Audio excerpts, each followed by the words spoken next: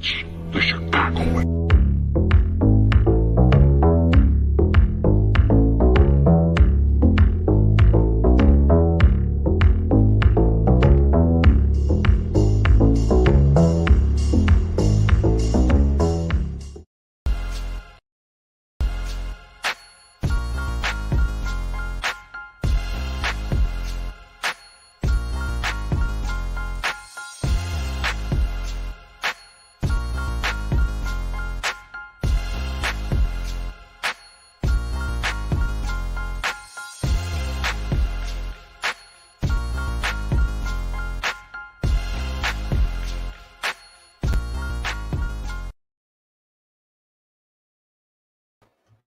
Good evening, everyone, and welcome to another episode of What's Up, Cuz? I am your host, Jason Palmer, along with my cousin, the coach himself, and the new grad school student, Lance C. Irvin. What's up, cuz? Boy, you had to go there, didn't you? You just had to go there. That's right, see, because at the next commercial, I'm gonna go change shirts. But I am in grad school, cuz. But you opened up the show. What is that? An IHSA shirt? It is. It's one of my IHSA shirts because it's football season. It's high school football season. It's high school volleyball season. It's high school soccer season. All the four fall sports have started. The bad kids are back in school. Can open up with this traffic on the streets. So we are celebrating high school sports with tonight's show. We welcome back all the student athletes, coaches, and referees to the fall sports season. Well, cuz I have to disagree with you. We don't call them bad kids. We call them some of the high flyers are back. Some of the high academic kids are back. Some of the high flyers are back. Some of the kids that, they just take learning differently. They really don't want to learn as fast as some of the other kids, right? So you have to entertain them in different ways, and they're going to entertain you in different ways. You were planning on running for office or something? Is that your new way we say these things? But okay, cool. If that's what you want to go with. What's up, Armando? How you doing, man? So, but politically correct, cuz. I want to know what's up with you in the grad school deal. This is interesting. I was not aware of this until last night, and I got word that you decided to further your education. You getting your education on. You know, Jay, when I first started in coaching back in, was that 92? I always wanted to go to grad school, right? But, I was out on the road always recruiting and stuff, so I wasn't able to really join any class. Like I tried twice, at Loyola one time and at DePaul one time, right? So I couldn't make class because I was always going on the road and stuff. So finally, Brooklyn jumped into grad school. Paula has a master's, so now everybody's sitting at the table looking at me. So I said, you know what, I'm up there in age, but I could give it a try. I turned in my first assignment yesterday. I've been doing a lot of reading and stuff. So we'll see. But I have you to proofread some of my work when I need help. So I know my writing is gonna be on point, but I'm happy, Jay. It's been a lot of reading, and we'll see. We shall see. This is great. It's like the whole family. We're all now going back to school now that we're 50. I mean, I'm going back. I've got a couple more classes. I'm finishing up at UW Parkside. So, it's a lesson that it's never too late to go back. And just recently we saw two famous Black American men go back to school to finish up their degrees. Our guy, Jerome Bettis, went back and finished up his degree from Notre Dame. And our guy from Blackish, what's my guy name? Anthony Anderson. Anthony Anderson. He just went back and completed his degree this year as well. So, just because you're 50 don't mean you can't go back to school. People that's going back to grad school or finishing up some of your stuff in undergrad, or even if you're just starting out, they have made schools now online. Our guy, President Biden, is forgiving people's loans. That's a good thing. So people are like, oh, okay, school. Yeah, I can do school now. So, good to see. But hey, welcome everybody to What's Up, Cuz. If this is your first time tuning in, thank you so much for tuning in. If you're watching us on the Sports Zone Chicago YouTube channel page, go ahead and like and subscribe that page. You can get access to all the shows that we have here on Sports Zone Chicago. If you're watching us on the Sports Zone Chicago app, please go ahead and download the app if you haven't already done so. If you're watching us on Roku TV, our newest way to watch the show, Roku TV, if you got that channel, go ahead and add that to your Roku package. And if you don't have the Sports Zone Chicago app, my cousin Lance is going to tell you right now where you can find it.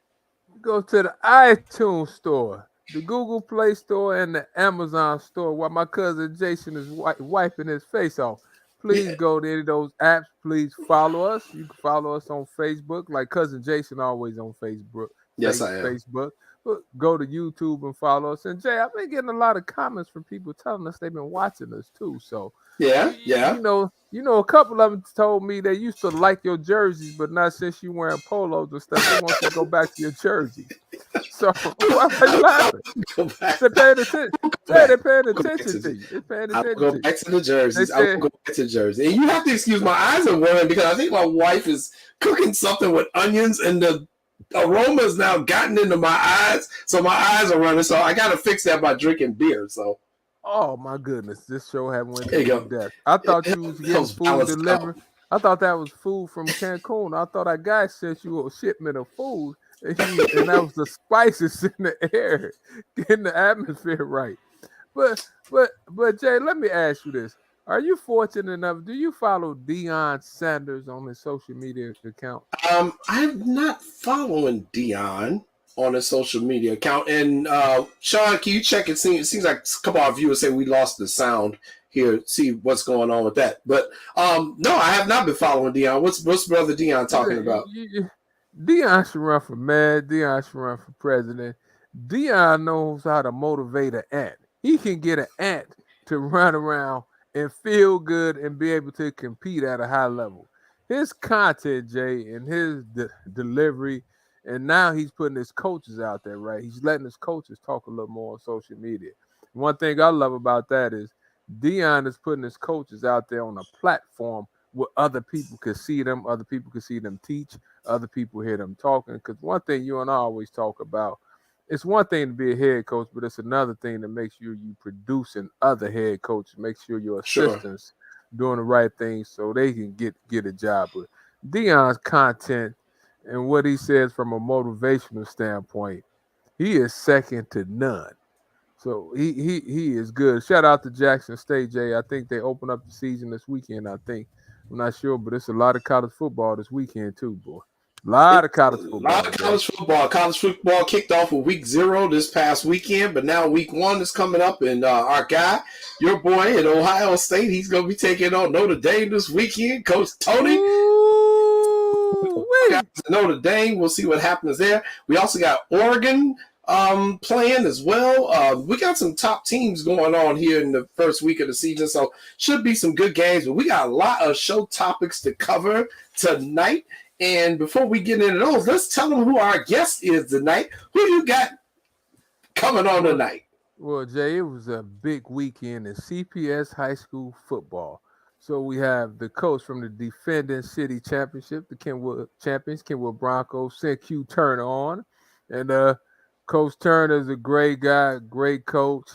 They had a tough one this weekend, Jay. Oh, they had a tough one. You know, they starting quarterback got hurt. They were up 18-6 in the third and just couldn't hold on. But he has a really good team. That was a great game. Coach Turner is a great coach. He motivates men. And hopefully Kenwood will have a good year. But, you know, I love football, high school football, college football, all football. But he's on the show in the next hour. Wow, that sounds good. Well, I know he's coming on probably about 7:30, if I'm not mistaken. Mm-hmm.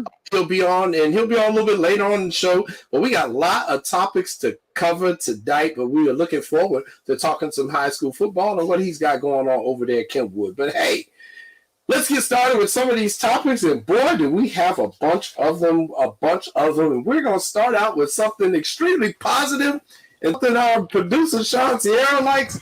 College football. We'll start off with local teams. Both were in action, Illinois and Northwestern this past weekend. The Northwestern Wildcats were playing over in Mary, Ireland against Nebraska. And lo and behold, they came out with a victory. Northwestern defeats Nebraska, and they start the season off 1-0. What are your thoughts on the local team, the Wildcats, pulling out a victory over across the pond. Well, you know what, Jay? Shout out to Coach Fitz. I'll tell you what, Coach Fitzgerald is not only a good person, but he's a great coach too. He pulled a rabbit out of his hat on Saturday too, Jay. To be down, I want to say 28-16, 28-17. And my man Scott Frost. Woo! His feet is woo! It's a little warm in Lincoln, Jay. The onside kick has been the talk of the college football scene for the last couple of days, right? Jay, Northwestern did everything they did to win the game, right? They made plays down the stretch, they executed.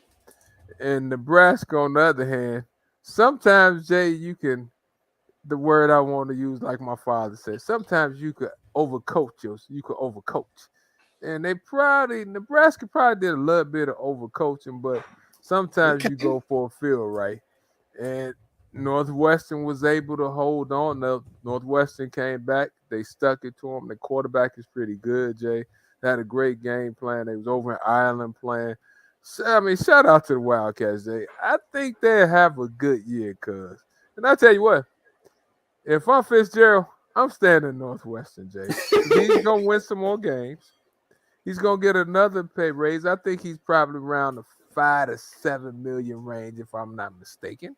He's going to win some games, Jay. Last year I read he was probably like one of the top 5 to 15 highest paid, 7 to 15 highest paid coaches in the country. You didn't know that, did you? You didn't know that, did you? I didn't know, but here's the thing about Coach Fitz, which I find hilarious. First of all, he's been there 17 years. I cannot believe he's been there that long.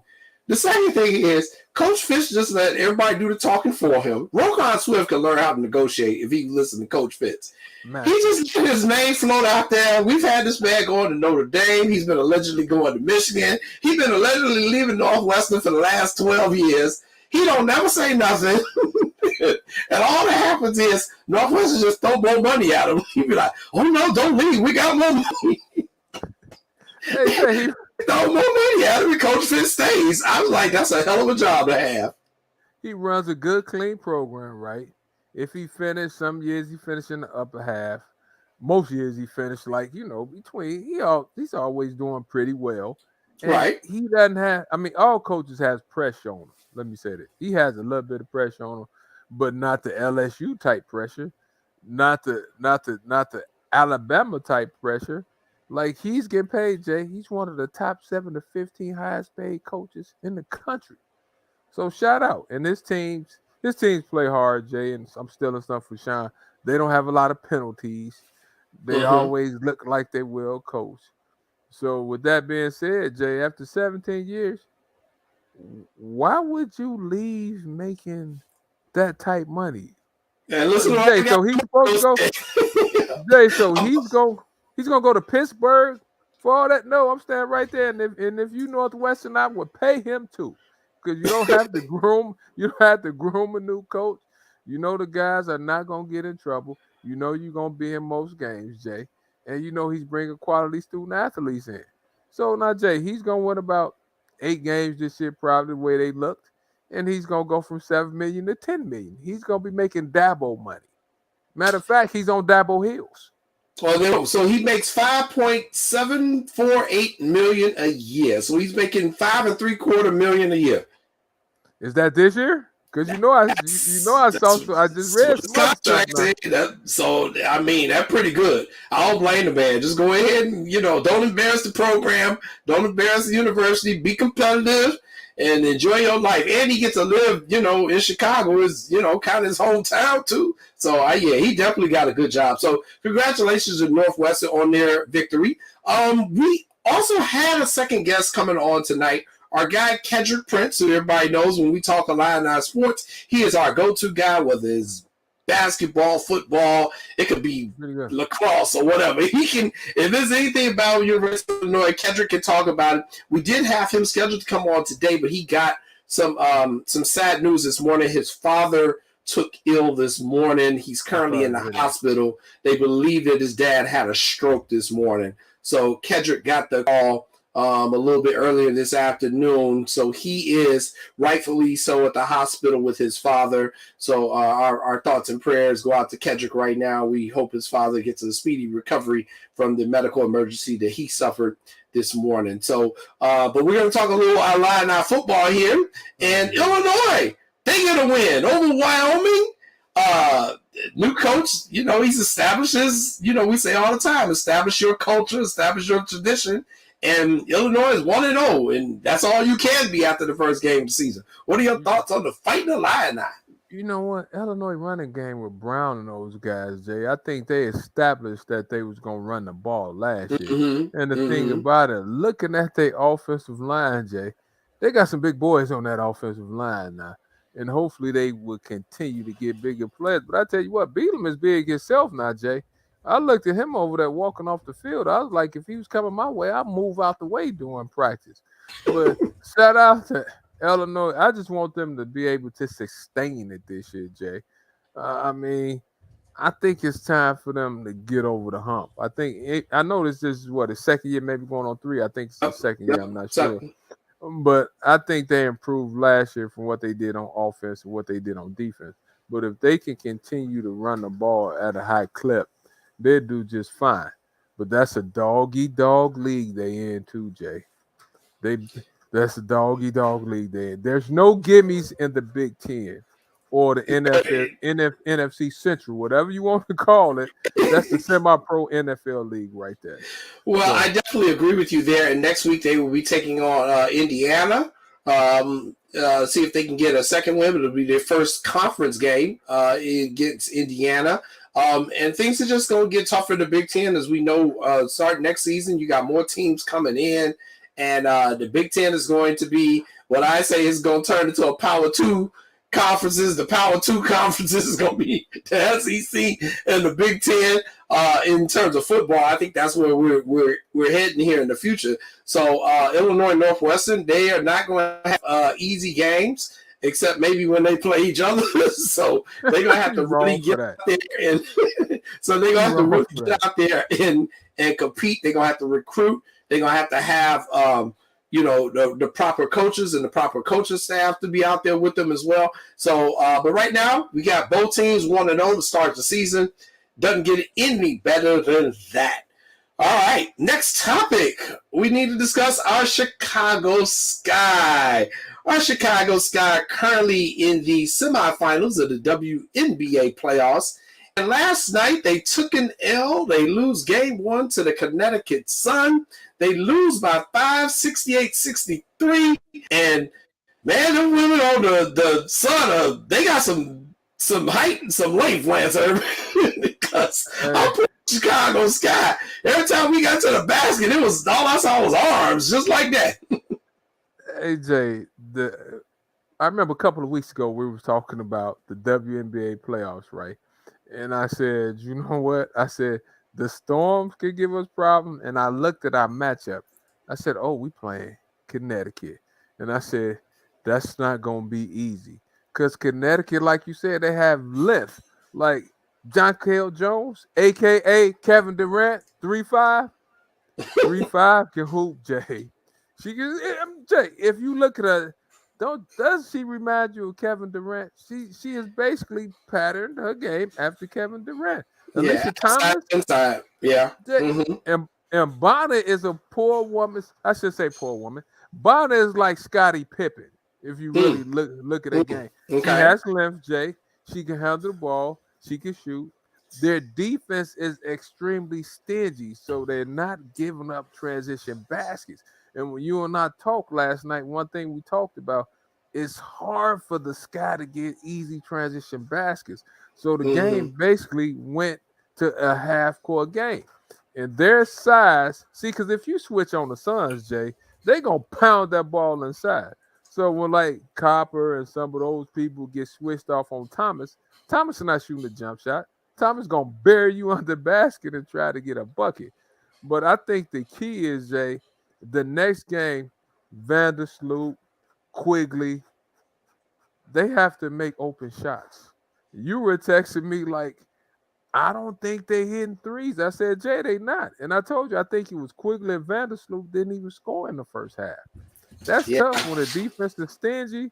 You got to kick it out, and you're not making 3-pointers. And the Sky was one of the best 3-point shooting teams in the in whole the league. WNBA. Yeah. So I got the stats right here in front of me. So I will read the What, what, stats, the what was final Quigley? stats. Yeah, let me hear it. Let me hear it. So the final stats, Quigley was 3 of 10 from the field, 0 for 5 from behind the arc. She finished with 7 points.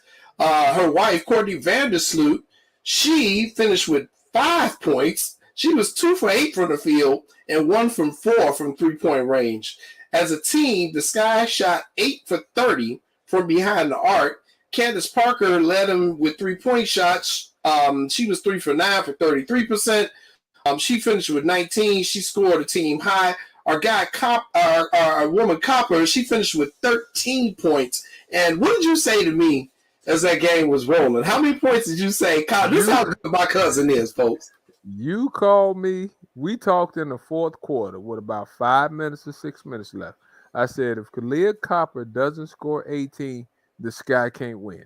And you said, why you say that? I said, because the makeup of the game was like this. They're not giving easy baskets. Their defense, they have length. Their defense is stingy, right? And if you really think about it, you need somebody who could get their own shot. And down the stretch, if you guard Vandersloot and Quigley, the way they shoot the 3-point shot, you're probably not going to come off them. You're not going to give them easy looks. So Copper has the ability to go inside and outside. And she was the only one I thought, at least in that game, who can beat her person off the dribble and probably have a lane to the basket. And she could pitch and she could finish. And I said, cuz, if she doesn't get 18, there's no way they can win. And she got 13, and they lost by 5. If she gets 18, 5 more, Jay, maybe we saying something different. So it's just the way the flow of the game was going. And if you look at it, Jay, how many players did the Sky play yesterday? Was it 7 or 8? 8. He had an 8-person rotation. Did Dana Evans play? No, which I was shocked about, especially because Courtney Vandersloot was not good last night. See, but we talked about it. Most coaches shorten their rotation for some reason during the playoffs.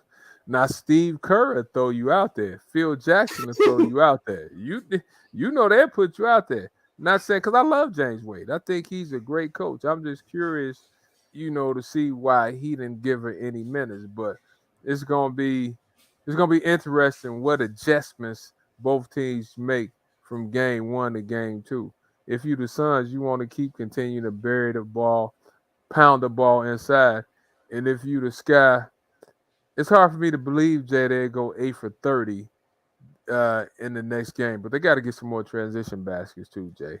Yeah, I agree. I don't think they're going to shoot that bad from the field in game 2. And, the transition baskets, it starts with rebounding, which I thought was the other thing. They got out-rebounded big time by the Sun. And don't get me wrong, there's some big women on the Sun. I mean, that's their philosophy. He's like going with bigs, because when I look at the box score and I look at what Connecticut did, all their double-digit scoring came from their post players. Bonner had 15 to lead them. Thomas had 12. Jones had 12. And Brianna Jones also came off the bench with 12 to go with Jones. So, that's where all their points are coming from. The guards not going to hurt you. And I think, one of the things I would like to see them do is to perhaps sag back a little bit on defense.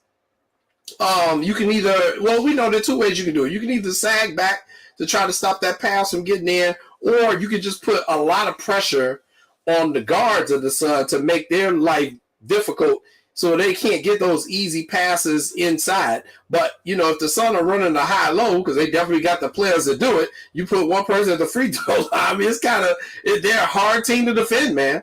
Exactly, especially, Jay, when the Suns put Odyssey Sims out there. She's the one guard who could go. She could create her own, and she's not a bad shooter. Odyssey Sims plays with a lot of passion and a lot of energy. But I do agree with you on that, though. You kind of have to pick your poison, right? And I might fluff off, like you said, a little bit, because you got to figure out a way to stop that inside attack. And you and I talked about Stevens. I think Stevens has to be more of a factor in these next couple of games too, right? She has the length. She's a good athlete. She can shoot. Mess can shoot also too, but I think we probably see a little bit more Stevens a little bit too in the next game. Yeah, I agree. So we'll see what happens. I think James Wade will make the proper adjustments. The guy knows what he's doing.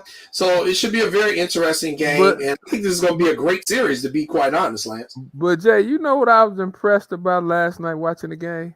The Chicago fans turned out. They did. It looked like it was a great crowd in the arena. I don't know what the final number was. Reported attendance of 8,955, so pretty much 9,000 people. Yeah, that's about a sellout in there, right, Jay? So, I mean, shout out. And, Jay, I can't say enough about Candace Parker, right? Candace Parker probably can play about 3 or 4 more years, right? She does her job, Jay. Candace still smooth. That fadeaway she hit, the jump shot, Candace is long. I like our chances, Jay. Game 2, I got to take the Sky at home. If we go down 2-0, Jay, might be tough. It might be tough. Well, we were talking. We said this series is going to be really tight. We could both see it possibly going 5. And I also think the same thing with the Seattle-Las Vegas series. That was a battle too. Our girl Jewel Lloyd from Chicago. She's out there. Golden Mamba. The Golden Mamba. Jay, I've been watching her since high school. And she can get a bucket, Jay. She can get on. Jay, as you saw down the stretch, no plays. Here you go. Now she playing with Breanna Stewart now. Stewie's good too now. But the one thing you got in Jewel Lloyd, she's been there before. She's playing with an incredible point guard, and she can get her own basket against anybody, anytime, anywhere. They don't call you the Golden Mamba for nothing now. I agree. So the WNBA, we've seen this for the past couple of seasons where the play in the playoffs is getting really good. The TV rate going up through the roof. People are getting more interested in the sport. So they just got to keep pushing forward with what they're doing. But I think all 4 of these teams in the semifinals, all 4 of them have the makeup of a championship contender. So, this is going to be a battle. It could be anyone that comes out of this thing with a championship in another week or 2. So I'm really enjoying the games. Of course, I'm pulling for the Sky. We'll see what they can do. But these games are just some really good, high-quality women's basketball that we're seeing right now. They are, Jay, and there's a lot of star power in these games, too. Like the Aces guys, Wilson, Kelsey Plum, Chelsea Gray. You got Breanna Stewart, Sue Bird. I mean, you can't ask for better players, Jay, in some of these games now. There's some star power in these games playing also, too. I agree. Well, hey, we have reached our first commercial break for tonight's show. And just a reminder, coming up tonight at 7:30, we have Kentwood head football coach, Coach Sinqui Turner. He's going to be joining us to talk some IHSA football, what he's got going on. So stay tuned. You are watching What's Up, Cuz. We'll be back after this.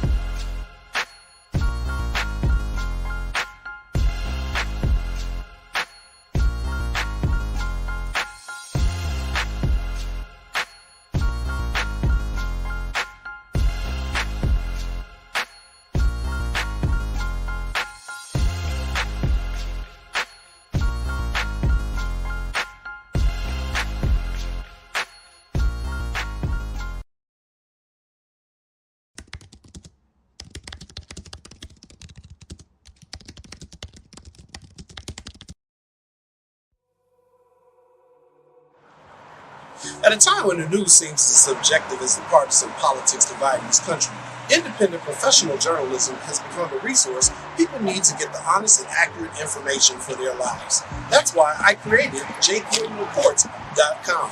As a born and raised Chicagoan, I know this city better than anyone. So my investigative stories are all original, and they'll go deeper to expose the truth by using information obtained from public information databases and in-depth interviews with the movers and shakers. My feature stories will introduce you to people and businesses who are changing the world, not just Chicago.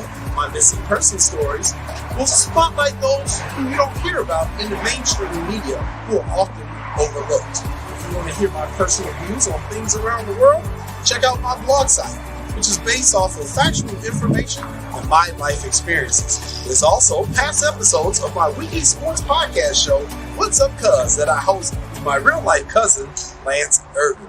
So if you're looking for all this information and more, check out jcoynereports.com and follow me on Twitter at jcoyne.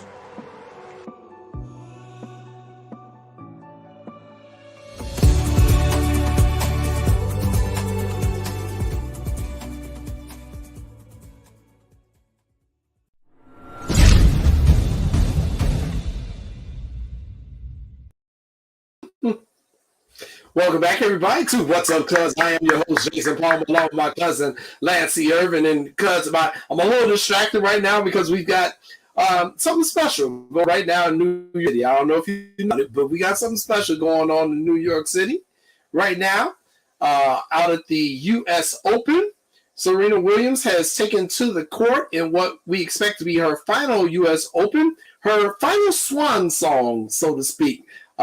Serena announced that she will be transitioning away from tennis here in the coming weeks and months, and everyone is suspecting that this is going to be her last tournament. And, you know, when you think of Serena Williams, cuz, what do you think? Competitive, hard playing, mental toughness, and a will that she refused to lose, Jay. She used to battle back, Jay.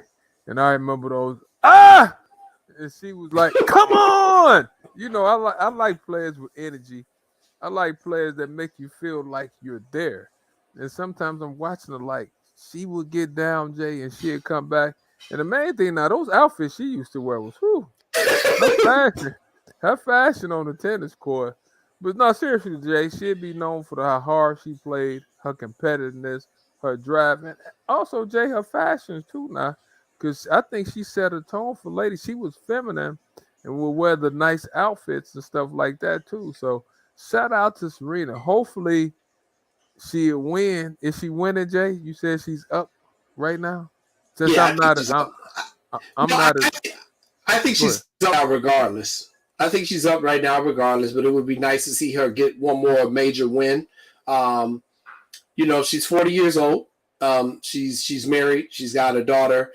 She's expressed interest in having another child. All that tells me, you know, she's done with tennis. You know, she's got enough finances. She's also a spokesperson. She's mentored a lot of people. But I think you said one thing that when I think of Serena, I really think of the competitiveness, the willingness to win, the hatred of losing, so to speak. Oh, man. I think that is what defines all of the GOATs. They're all out there, and they don't just want to win.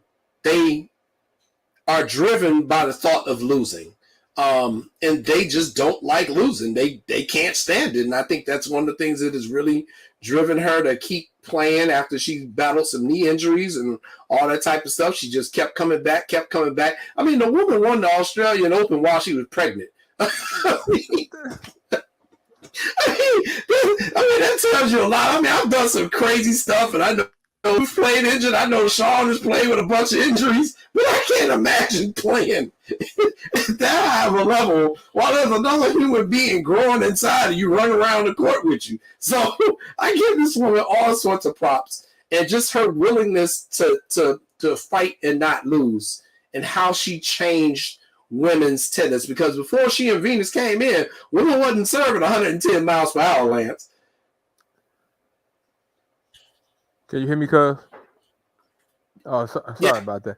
No, Jay, but you also said something too, Jay. It's just the great ones, they just refuse to lose. And she battled back time after time. She would play with injuries, right? You wouldn't even know she was really hurt until Right. afterwards. You like, she did all that and she won. She did all that with a sprained ankle. She did all that. She tweaked the hamstring and stuff like that. And when she came into tennis, Jay, tennis, her and her sister had you talking about tennis all the time, at least in the African American community, right? They were at the Mm-hmm. forefront, Jay, and they encountered some racism along the way when they was Sure. out there playing. They had some backlash from their father. You experienced racism.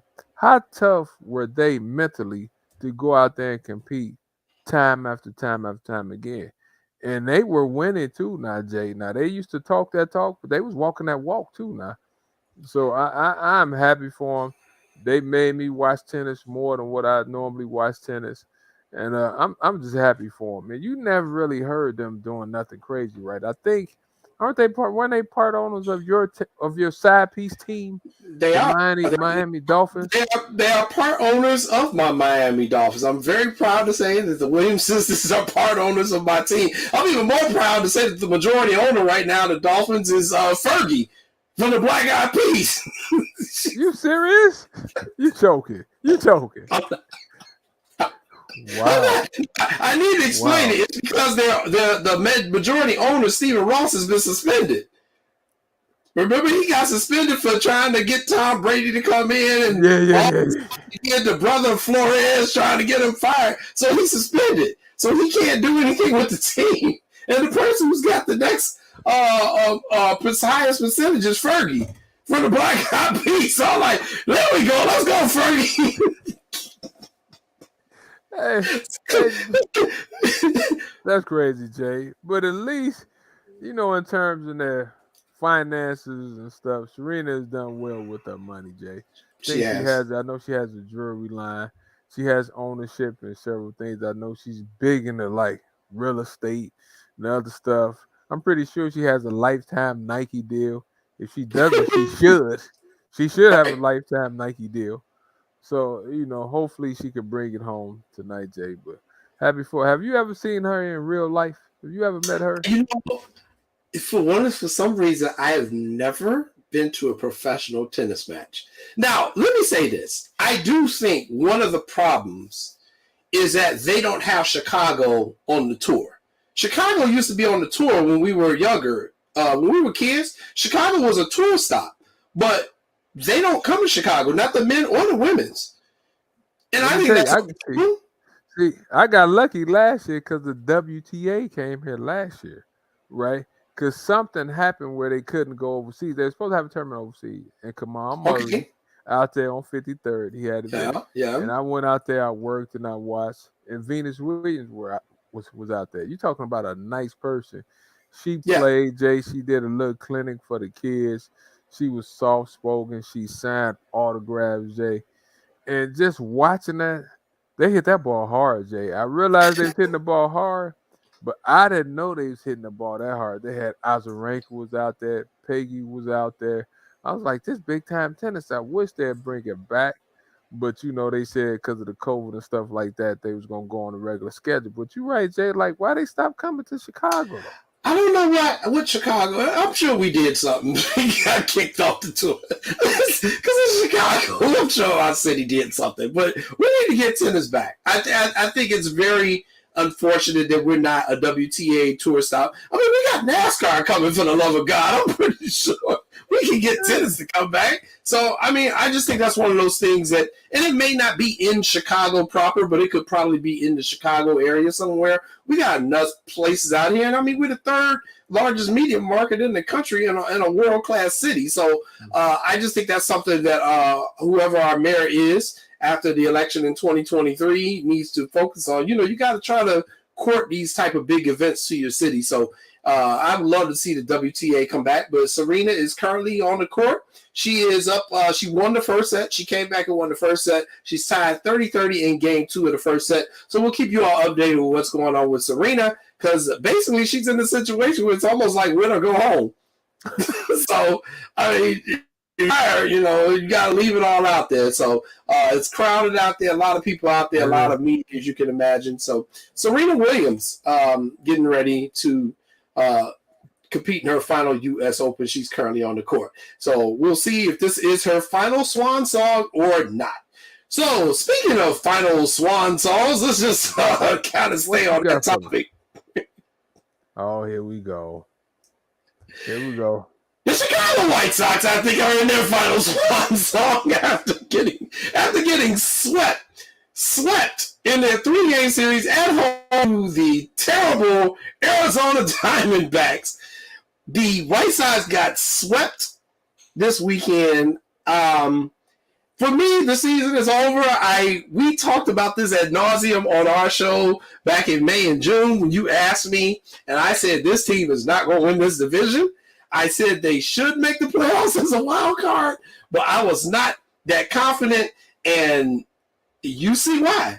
Losing series to the Texas Rangers, losing series at home to the Arizona Diamondbacks. I'm sorry, that's not a championship team. You don't deserve to be in the playoffs when you play like the White Sox have played this season. I really don't know where to start, Jay. I thought the team showed so much promise. Then I tried to go with, we have a lot of injuries. Then I tried to go with, it's dysfunction in the clubhouse, they'd be okay. Then I tried to go with Michael Kopech hurt. Then I tried to go with, okay, we making a lot of errors, but we'll fix it. And then it dawned on me a couple of weeks ago when you gave me the gut punch, when you said, it's just not that good. I keep telling you that, and you keep on believing that y'all that good. And I'm like, Jay, with the all-star lineup we supposed to have one of the best hitters. We supposed to have one of the top 5 pitching staffs. But Jay, how are we not gonna make the playoffs though? Seriously, I listen to you. You the baseball guru. Time and time again, you sit up here and say the division just okay. Those are your words, right? Division just okay. Then, like I said a couple of weeks ago, you start saying they should make the playoffs. They not gonna make the playoffs. Then you told me after one of the show they have to. I think you said they got to win like 20 games in September. I mean, Jay, I'm just not watching no more. I'm not watching. I'm turning my attention to all football now. Matter of fact, I'm wearing a Chicago Cubs shirt next week. Oh Lord, I'm just don't believe that. But anyway, Jay, so just go ahead and finish me off. Just go ahead and knock me out. Playoffs. It's the 2022 White Sox have been the most disappointing White Sox team, in my opinion, in the history of the Chicago White Sox. In the history of the Chicago White Sox, because the talent that they have, and the worst thing you can see as a coach is a team that is talented but ain't got no damn heart. Because you can't coach that. You can't coach that. Now, I do think some of that has to do with the person who is managing the team, but there's no reason why this team was playing with a lot of heart when Ricky Renteria was the manager. And then Tony La Russa comes in, and all of a sudden now we ain't got no heart. It's a multitude of factors. It's the managing, it's injuries, it's the terrible lineup construction. It's on Rick Hahn not bringing in enough players when you to be on that pitching staff. We knew they needed another starting pitcher. We knew that. He didn't do that in the offseason. It's a lot going on with this team. It's the ownership and Jerry Reinsdorf sticking his finger in the pie when it was being baked, when he should have just sat back to his money and enjoyed the ride. But no, he wanted to get his boy as the manager. It's just a mess. And it's problems in that clubhouse. When Tim Anderson was lost for what we figured was going to be the season, I knew then it was over. And I don't care what anybody says about Tim and his personal life. He was the engine that made that offense go. He was the leadoff guy. He started it all. And he tried to play through injuries. And I believe Yo tried to play through injuries. And Luis Robert tried to play through injuries. But my problem is, y'all keep getting injured. What the hell is going on? Why you keep getting injured? Jay, let me ask you this. Where do you, Is it any chance? Is there a glimmer of hope we make the playoffs? Yeah, it is because they're still mathematically eligible. But I don't see it happening. I just don't think this team has the heart and the will to do what it needs to do this, last month of the season to grind to get it done. I just don't. And if they do make the playoffs, they're going to get absolutely smashed. So, Jay, you just said something now. This was basically the same team Ricky Renteria coached a couple of years ago. Correct me if I'm wrong. Same team. You said they had heart then. So how come they don't have heart now? I think the managerial change affected these players. Whether we liked Ricky Renteria or not, it's true. A lot of them really gravitated toward Ricky. But, Ricky wasn't a good in-game manager, so I understood the move. Hell, I supported the firing of him, but I didn't say go get Grandpa out of the nursing home and bring him in. I never said that. There's a whole bunch of candidates out there. I just think the organization messed themselves up with the decisions that they made, Lance. It's really that simple. That's the only reason you can say that this team just stopped playing. Will they ever sell the White Sox, cuz? No. Are you out of your mind? Jerry Reinsdorf? No. Because bad ownership now. Has it been bad ownership the last couple of years, or lately is it just starting to show? Jerry Reinsdorf has been the owner of the White Sox for 42 years. They got one World Series championship. Isn't that long? Jay, they're 42? Yes. He started owning the White Sox in 1980 when I was 10. It was him and what's the other guy, Sean Einhorn? Eddie Einhorn? I think that was the other guy, Eddie Einhorn. They built the team when I was 10 from Bill Veeck. And everybody loved Bill Veeck. We did. Even when they were throwing CDs all over the field and stuff. We still love them. Throwing cars. Ryan Fest Ryan Fest was in Comiskey Park. When it was Comiskey Park. Right. Jerry Reinsdorf has been the owner for 42 years. They've gotten one title out of that. In his 42 years, let's see, they won the division in 83. They won the division in 93, I want to say. They probably had a good chance to win the World Series in 94, but there was a strike, which basically was prompted by Jerry Reinsdorf. So he was the one leading the owners like, nah, man, we got to pay them that money. So then they won the division again in like 2002 or something. They got eliminated first round. Then they wild card the playoff 163 game against Minnesota with the Tomei homer. They got eliminated in the first round. Then they won the championship in 2005. And then they didn't make the playoffs again until a couple years ago. And They got 2 first-round exits. They got 2 first-round exits every time they make the playoffs in the last, 3 years. And this year they ain't going to make the playoffs. So you tell me how is he not a bad owner? There's evidence all over the place he's a bad owner. How much do you think the White Sox are worth, Jay? That's a good question. We'll probably find that out. Sean will probably look that up for you. I know they're not worth more than the Cubs. I know they're not worth more than the Cubs. We know they're not worth more than the Bears. They're probably not worth more than the Bulls. But they are worth more than the Blackhawks. But I don't have the exact number on the White Sox worth. But he ain't about to sell that team. Why, man? He making money. So you think a new owner helped a new manager helped the problem? I don't think he's going nowhere, Jay. Do you disagree with me? Do you think Tony will be back next year? No, I don't think he'll be back. If they don't make the playoffs, he can't come back. He's not going to come back. He don't need all this heat. You don't need all this heat from the fan base. And I tell you this, if he come back, the White Sox attendance numbers are going to plummet because there's no go. You know what? And I learned not to fool with you when you saying somebody shouldn't come back, or it's going to be a managerial change or the attendance numbers will plummet. See, I learned something after these going on 3 years and 3 years. I'm not fooling with you with that. But with that being said, Jay, the players got to take responsibility for some of this too. And who would you say has been the most disappointed player this year? You asked me that. Lord have mercy. You asked me that last month, so I'm asking you that this month. Come on, talk to me now. Talk to me. Yo-Yo has gotten better in the last couple of weeks. He's still been disappointing over the season. And he hurt again. Because I picked him last month. Eli, he ain't really been doing it.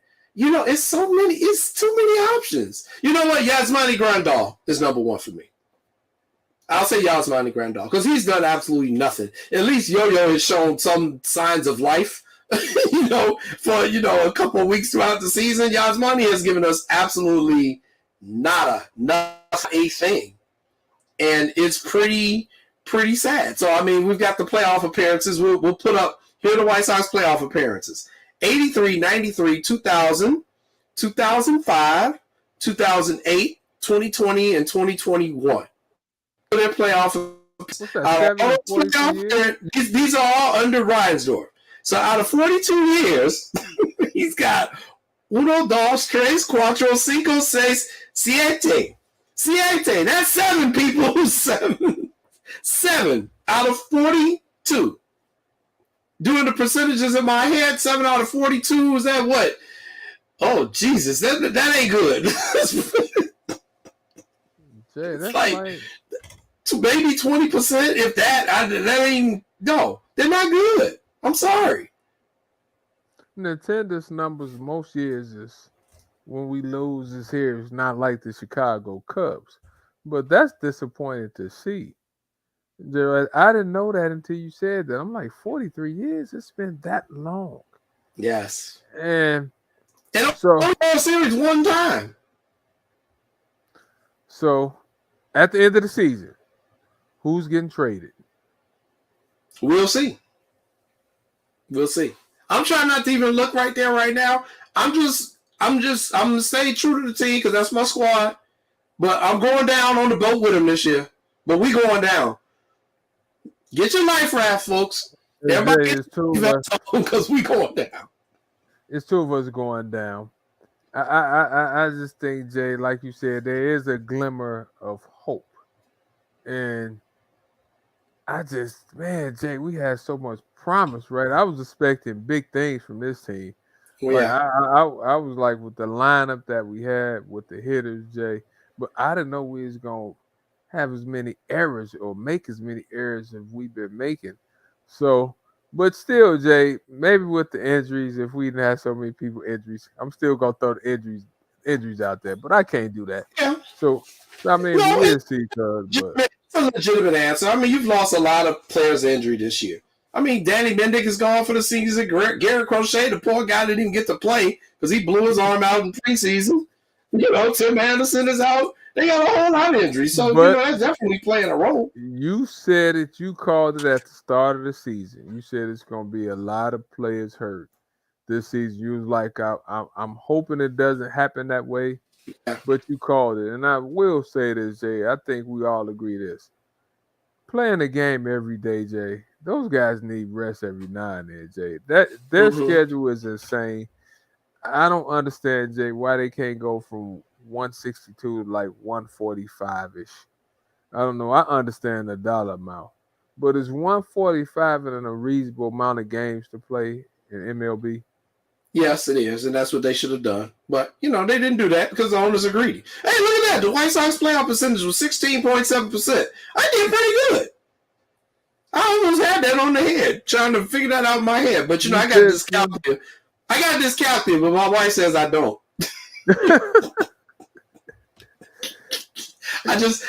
I always hated math in school. Like, that was like my least favorite class. But I'm actually better at it, but I just don't like applying myself to do it, which probably isn't a good thing for a guy who's going back to school right now. And I'm a stat guy, Jay. So when you see figures like that, you just start shaking your head. See, that one was Jay. That slid under the radar on me. You just brought out some stuff I didn't know. You said some stuff people watching the show should know. 16%. So next year, why am I supposed to think they're going to make the playoffs next year? I don't know. Oh, wow. Look at Sean. What? Oh, wow. Now, this is stunning. We were definitely off on this. You want to know what the White Sox estimated value is? Take a guess. I did not think it was this high. You throw a number out there. What do you think the team is worth? $2 billion.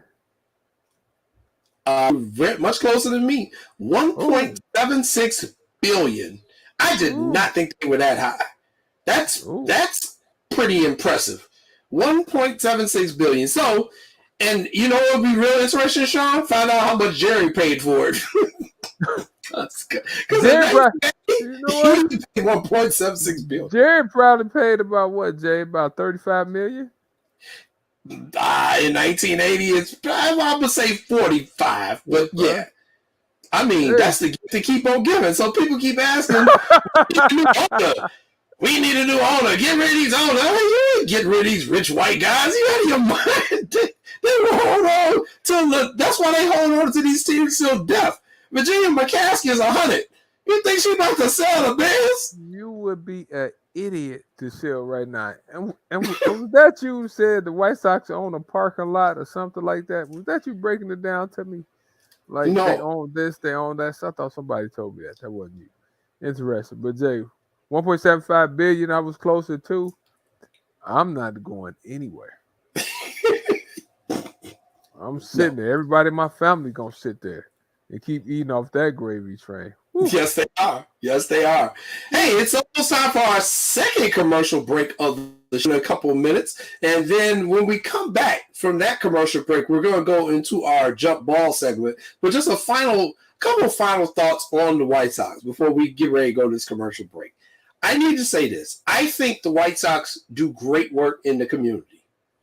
Absolutely great work in the community. I think out of all of our sports teams here in Chicago, I think the White Sox probably do a little bit more than everybody else. They're really engaged in the community. They're really engaged in the African-American community. And it's just sad to see what they produce on the field with all the community commitment they have.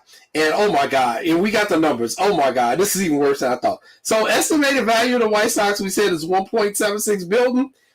Jerry Reinsdorf, along with his partner, which means he didn't even pay the full amount at the time. In 1981, Jerry Reinsdorf and Eddie Einhorn bought the Sox for $20 million.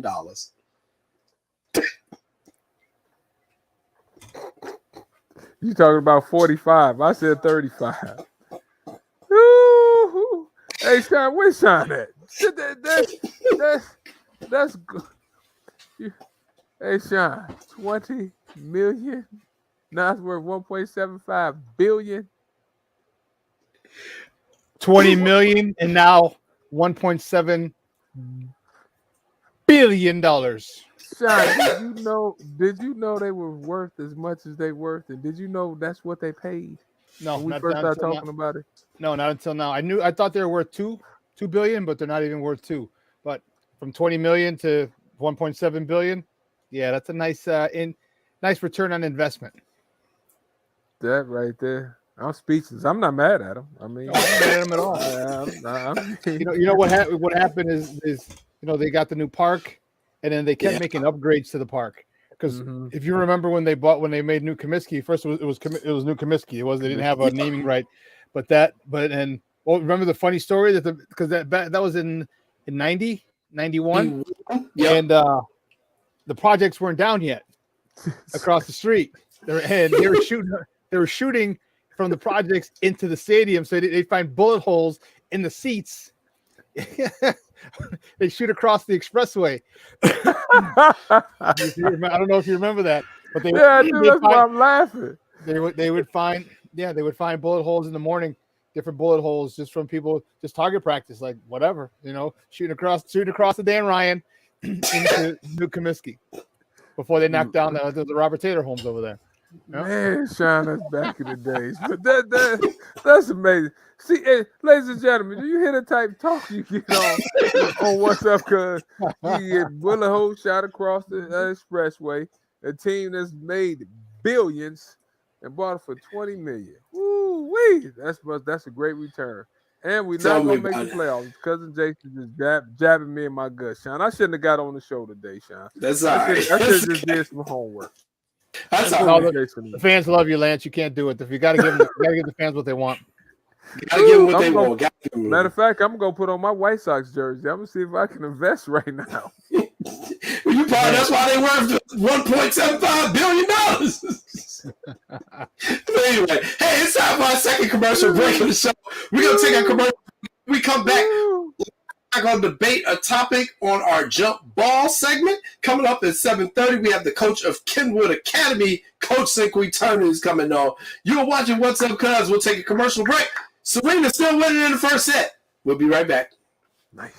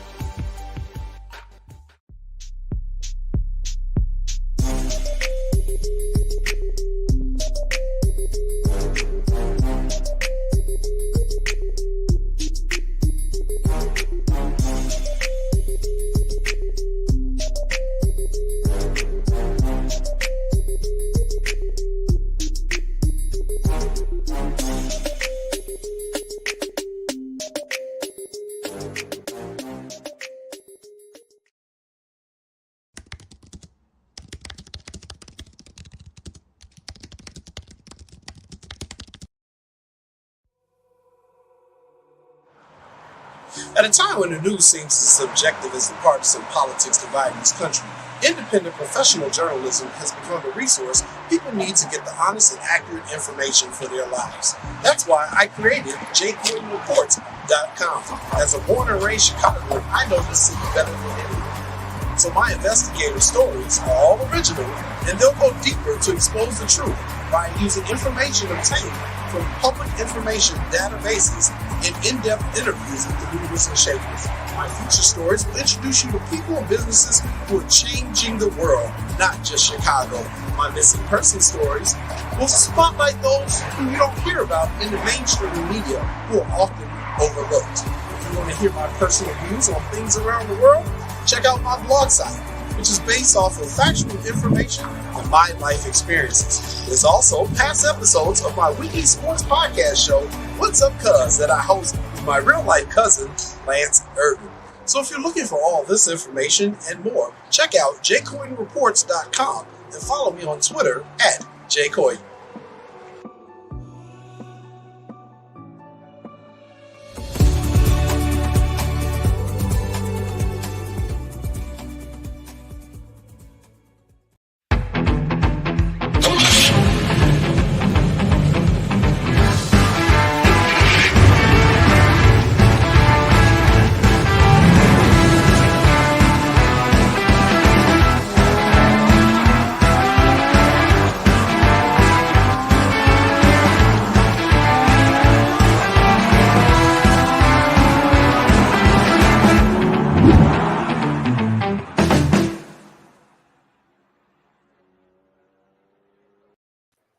Welcome back, everybody, to What's Up, Cuz. And don't forget, NASCAR is coming to Chicago the first weekend of July in 2023. And Lance and I, we're going to be down there. Sean will probably be down there. We all want to be a big part of that special event as NASCAR comes to Chicago. And don't forget, Brad Doherty. He's also going to be coming on our show next year to talk some NASCAR. We got Big Brad coming in. So lots of fun stuff coming to Chicago. We got to get tennis back here, but lots of fun stuff. But hey, you and I both know what team run this city. The Chicago Bears. Everybody know that. Everybody know that. I don't care if they won and done. Hey, that's one thing most of us agree with, Jake. The Chicago Bears. Yes, they run this town. Even though I divorced them, they still run the town. I still acknowledge that. So we're going to talk about it. Despite my divorce from the Bears, we're going to talk about them. And Lance Irvin, you know, I gotta tell you, man, they wrapped up the preseason 3-0. 3-0. You know, even though the record doesn't really mean anything in football in preseason, but you know, they won the preseason. They looked like they knew what they were doing. What were your thoughts on your Chicago Bears? First, my aunt would be disappointed in you. Rest her soul, knowing that you got a side piece team. I don't have a side piece team. I'm divorced now. Your mother would be so disappointed in you. I believe she'd be so disappointed in you. She wouldn't let you in the house. Matter of fact, I'd tell her to lock you out the house if I beat you to your house. Aunt Bernice would be so disappointed with you. Aunt Dorothy would be so disappointed with you. But with that being said, though, Jay, they've been a little better than I thought to this point. One thing you and Sean and I talked about last week was that they're actually playing pretty hard. They're not making many mistakes. Not that they didn't play hard last year, but they're not making many mistakes. And when you don't make as many mistakes as the other team does, you don't turn the ball over, you have a chance to win, and you will be in every game. I've been saying this every time we talk about the Bears. I'm still concerned about the offensive line, and I'll always be concerned about the offensive line until I see them improve from what I see, right? So I'm happy so far. Justin Fields, though, Jay, he scared me. He took another shot. He scares me. He took another shot when he slid last game, Jay. So he's giving me almost Cam Newton vibes because he keeps taking shots. And you know, Cam took more shots than he should have taken. I really wish that he'd just step up in the pocket, maybe throw it out of bounds sometimes from time to time. So it's going to be interesting to see. I like to run the game. I think Montgomery's big time. I like Ebner from what I've been seeing about him. And I said last week, I like our team speed. So I've been happy thus far for what I'm seeing. But it's a but. But now it's ones against ones. It's ones against ones. Yeah. So we'll see what happens. We'll see. We'll definitely see. But hey, you won the preseason. Do you get a ring for that? Like our guy was on the show when they got Rodney Billups from Portland came on here with that big championship ring on, Jay. Jay, how smooth was that ring? Shout out to my man Rodney Billups too. I talked to Rodney last week too. That was a big nice ring, Jay. What's your thought on the Bears, you fair weather fan? Well, I'm gonna say my thoughts on the Bears because Sean is getting ready to come on jump ball question. What's the jump ball question? Well, let's see. Sean is coming on. He'll let us know. Oh, you just stole my facts. You just stole my facts. I'm going first. I already spit, man. Will the Bears be better than you think? Are you gonna go first, or you want me to go first? I'm going first. I just spit, man. Already. I might as well do it again. Come on. All right, well, let's do it.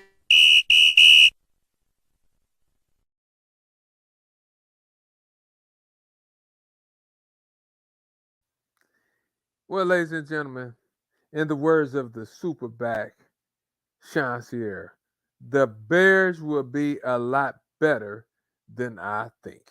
Because a couple of facts. Number one, the turnover factor that I talked about. They don't turn the ball over.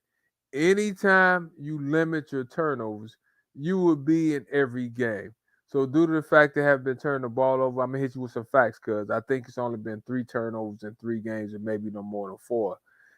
That's a good start. Also, we seen real discipline this year. Sometimes I thought we lacked discipline last year, but we've been disciplined on both sides of the ball. I like the way our chemistry is. I love our chemistry. I think our chemistry has been well. And I'm going to give a shout out to the coaching staff. You know why? Because he has guys running to the ball on offense and defense. Anytime I turn on the TV, I hear guys from the Bears, I hear coaches. Everybody has to run to the ball on offense and defense. I love our energy. I love the way we've been playing. Plus, I think with time, if Justin Fields can hit Mooney, if he can stay in the pocket. All right, Lance Evans that time. He got his 60 seconds in. Let me get my 60 seconds in. Here's the thing. Will they be better than I think? I think that's a relative question. It depends on how good or how bad you thought they were going to be. I understand where everyone is coming from with the preseason, but it's the preseason. And I think, Lance, you said it already. Next week, it's ones against ones. So you're not going to be playing against that guy who's going to be working at the grocery store a month from now. I think the best representative of what you can expect from the Bears was kind of like that first series when Kansas City came in. But I do think the Bears are going to win some games this year. I think their record is not going to be that good. However, we won't see the amount of stupidity that we were seeing the previous years under Matt Nagy. So if I'm answering the question, I don't think they're going to be good, but I think we can expect better from them in that we can expect them to look like a professional football organization on the field. So that's kind of my answer. I'm not expecting them to win more than 4 games. I know a lot of people think they're going to do more than that. I don't expect them to win more than 4 games, but I also don't expect us to see chaos in the locker room all over the place. There we go. 4 games, Jay? I got them winning 4. 4 games. Is there any way you can pull up the schedule for me? 4 games, Jay. Are you serious? Well, we'll let Sean come in. Sean will come in. He'll give you his comments. I'm sure people online got comments. I got 1 and 4. And I'm not a bitter divorcee person saying that. I just don't think they're going to win 1 and 4. Sean is going to look at you like you crazy, Jay. We win more than 4 games. Keep walking. Sean, can you believe what he just said? 4 games? What? This is why you got to put the Miller Lite down. I'm just gonna say he's drunk. That's why you got it. That's why you got to put the Miller Lite down, dude. That's why. Right? That's a Modelo, but okay. All right, put the cerveza. Ya con la cerveza hoy, right? Yeah. Okay. Listen, I'm not putting the Bears in the Super Bowl by any stretch. All right, I'm not putting them in the NFC Championship game. I might not even be putting them in the playoffs. Okay. But what I am doing is this. They're going to be a much better team. You see the discipline. If you look from week 1 of the preseason to week 3, that's only 2 weeks. Okay. The marked improvement from those 3 weeks, or those 2 weeks, is easily noticeable. All right. Justin Fields got loose a little. They let him loose. Okay. Last game. The penalties are very, very minimal. Okay. This defense is predicated on taking the ball away. So here's the thing: you don't turn the ball over, which is what the Bears are not doing, which is great. And you're predicated on taking the ball away. That's going to give our offense, oftentimes, going to give us a short field. It's going to, no pun intended. That's going to help Justin Fields quite a bit. That's where that and Keel Harry came in, but also the Velus Jones, Treston Ebner, all little speed guys who can run and get away from you in space. They're going to be a lot better. Okay, the sum of this team is going to be much better than the parts. The sum of this team, I have them at 8 or 9 wins, fighting for a wild card spot. May get it, may not get it. I'm not sure, but I have them at least at 8 wins. They're going to surprise a lot of people. Because we've seen what bad coach. Or here's the thing, Lance, you're a coach. You understand in your sport, basketball. You understand how good coaching can help a team. Okay, we've seen how bad coaching can affect a team. Look at the last 3-4 years with the previous regime. Okay, we have good coaching now. We have very, very, very good coaching, and that to me is a sign of this team going to be much better than people think. All right. Hey, Sean, that's what I'm saying. Let me ask you this, Sean. Okay, we open up with the 49ers. When? Probably, 49ers. Then we play the Packers. That's a tough one. That's a tough one. Sean, the Texans. When? The New York Giants, Jay. That better be a win. That better be a win. The Vikings. That could be our first or second loss. That would suck if it's our second, because that would be in the division, the Packers and us. But we go to Patriots, Cowboys, and Dolphins next year. Loss. Patriots. I'm not sure about the Cowboys. The Patriots. I'm not sold on the Cowboys either. So the past, the Cowboys, and who else? The Lions. The Dolphins. No, Dolphins. The Dolphins are going to be tough. They got a track team for a wide receiving squad. Yes, we do. You're going to have to take out Tua, and put it this way: if you can, Dolphins are gonna be tough. It's gonna be tough. Is it in Miami or is it here? In Chicago. It's Chicago. It's okay. November 6th. It's not quite cold enough for the weather to affect it. It'll be November the 6th, Sean. Okay. So then go ahead. Then we got the Detroit Lions. Now the Detroit game, that's gonna be really difficult. I say they're gonna split.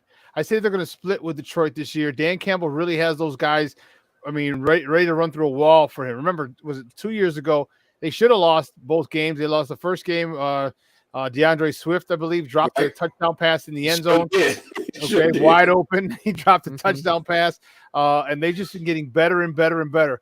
But the Detroit Lions will Detroit Lion themselves, and they will do something stupid to screw it up.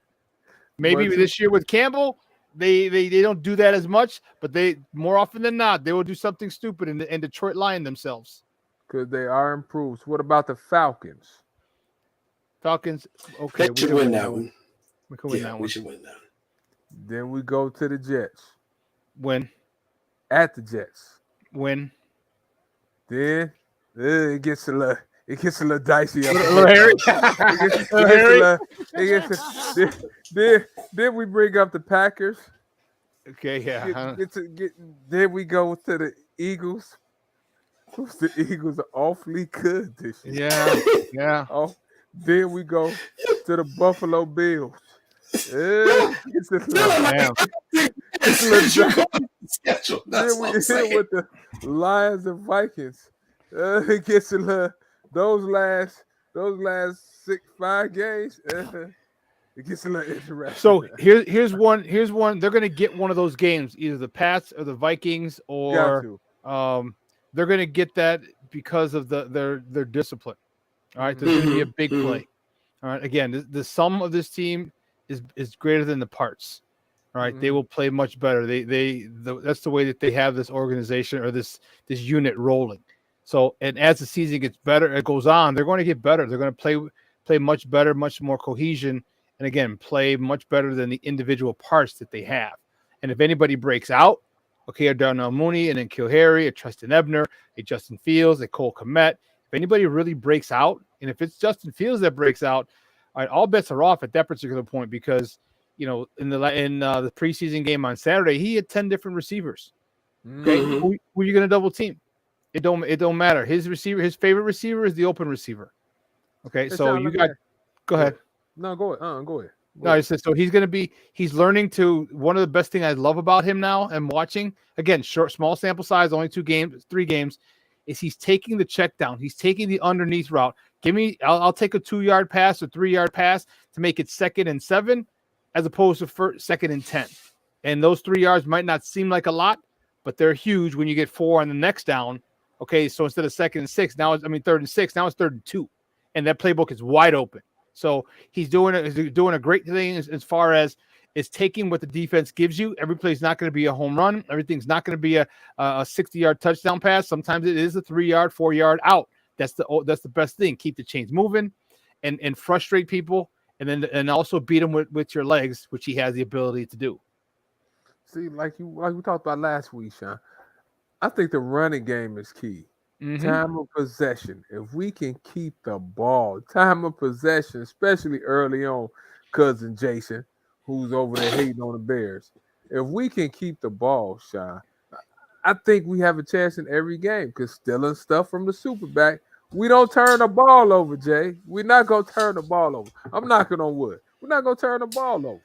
I'm cool with you all being optimistic, and I think there's reasons for optimism. I think they'll be much improved. I just don't see it translating into wins necessarily. And that's why I say, when we ask this question, it's kind of leaves it kind of wide open in terms of what people's expectations are and how they qualify. Will the team be better? I guess I actually probably am saying they are going to be better than I think. I'm just not saying that.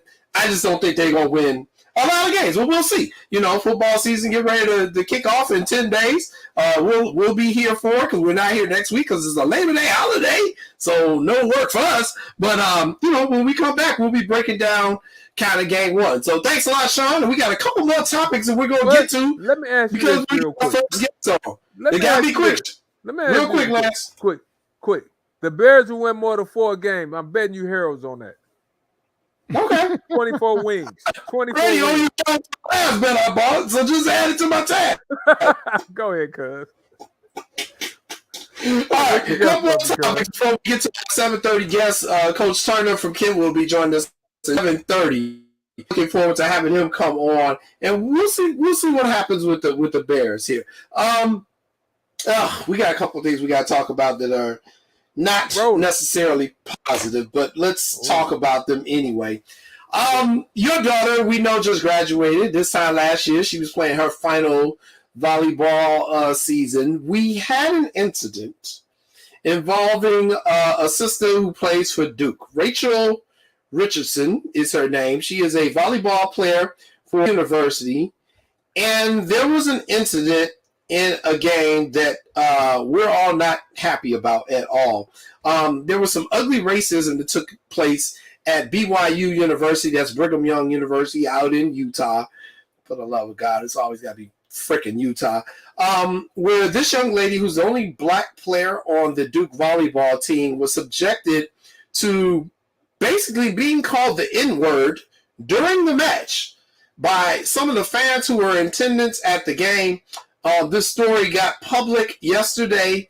BYU has come out and apologized to the player and her parents for what took place. However, people are saying that is not nearly enough. And what type of institutional control do you all have out there at BYU that this young sister had to be subjected to this type of hatred during a volleyball match?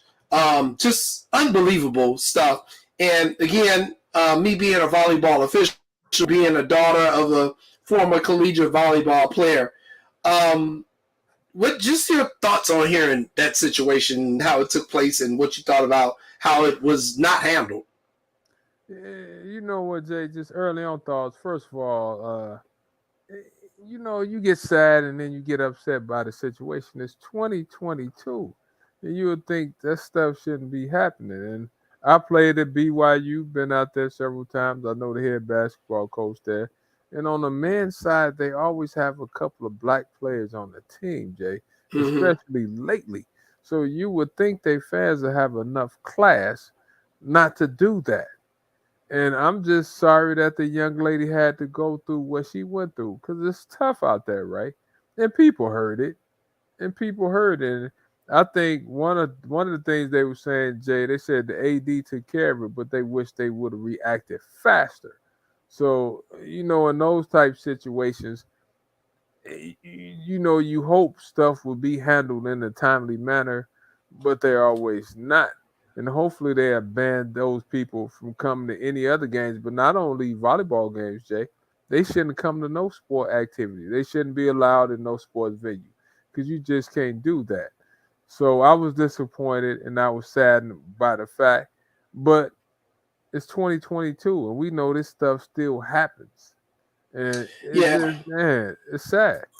So we're still hearing the details are still kind of coming in. BYU has announced today that they have banned that fan from any future matches. Here's my perspective on it, and I can tell you what we should do as referees and how we're instructed.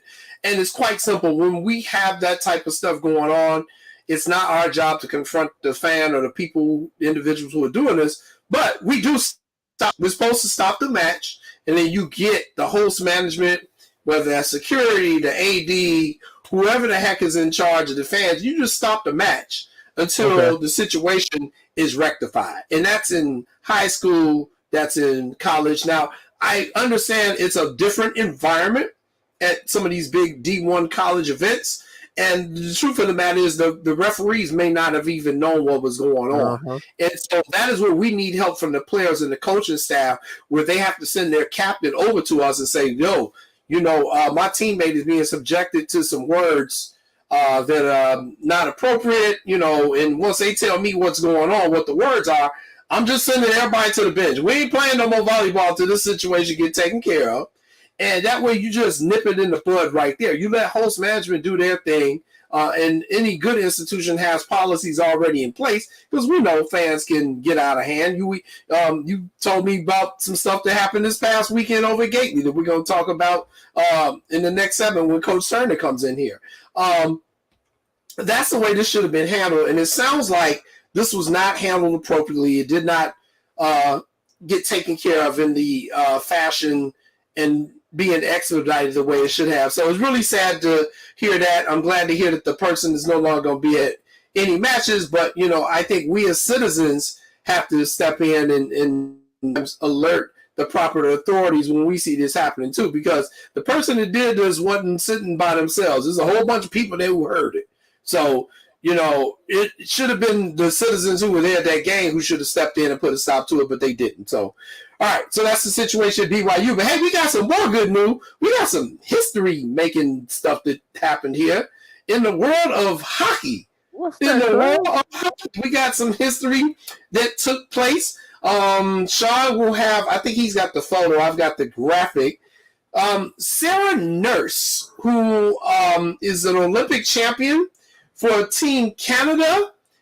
She is one of the cover persons for the new EA Sports NHL 23, making the first time a woman has been on the cover of the most popular hockey video game in history. And she is there with Zegras, who plays for the Las Vegas Knights in the NHL. But Sarah Nurse, a sister, was on the cover of the new EA Sports NHL 23 game. And, this is history. And, remember when we had last year, as a matter of fact, it was 1 year ago today, we had our girl, Saroya Tinker, the female hockey player. She plays up there in Canada as well. She came with us, and now Sarah's making history. Your thoughts on Sarah Nurse? Always happy when you can make history, Jay, and I'm just excited for her, right? I mean, to be able to grace the cover, Jay. And you remember about a couple of months ago, we had the WNBA players on Sports Illustrated. So, seems like we trending in the right direction, Jay. Right? So, nice photo. I'm always happy for History Maker. Hopefully, we can build on this, right? Hopefully, it just won't be a one-year thing. But right now, I'm excited for her. I'm excited for her family. And I'm like, okay, let's keep it going. Because I have a daughter. I want my daughter to be able to take part and be able to share some of the stuff that we're doing these days. Hopefully, it'll keep trending, like the young kids say. It'll keep trending. Yeah. Well, and one of the things that they've also done with the gameplay is very similar to what they did with the NBA NBA game is that they added the WNBA teams and players to the video game. Well, they're doing the same thing with hockey, too. Nice. And I think, if I'm not mistaken, when I got the press release, it's because the women don't have a professional league, so to speak, that rivals NHL.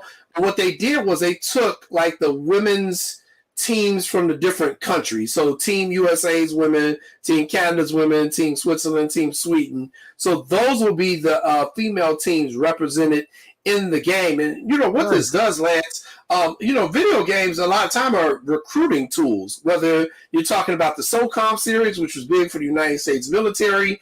All this stuff is good for recruiting. And so it also helps girls to get into sports at an earlier age. It gets them to be able to see some of the images that women in sports, positive images of women in sports.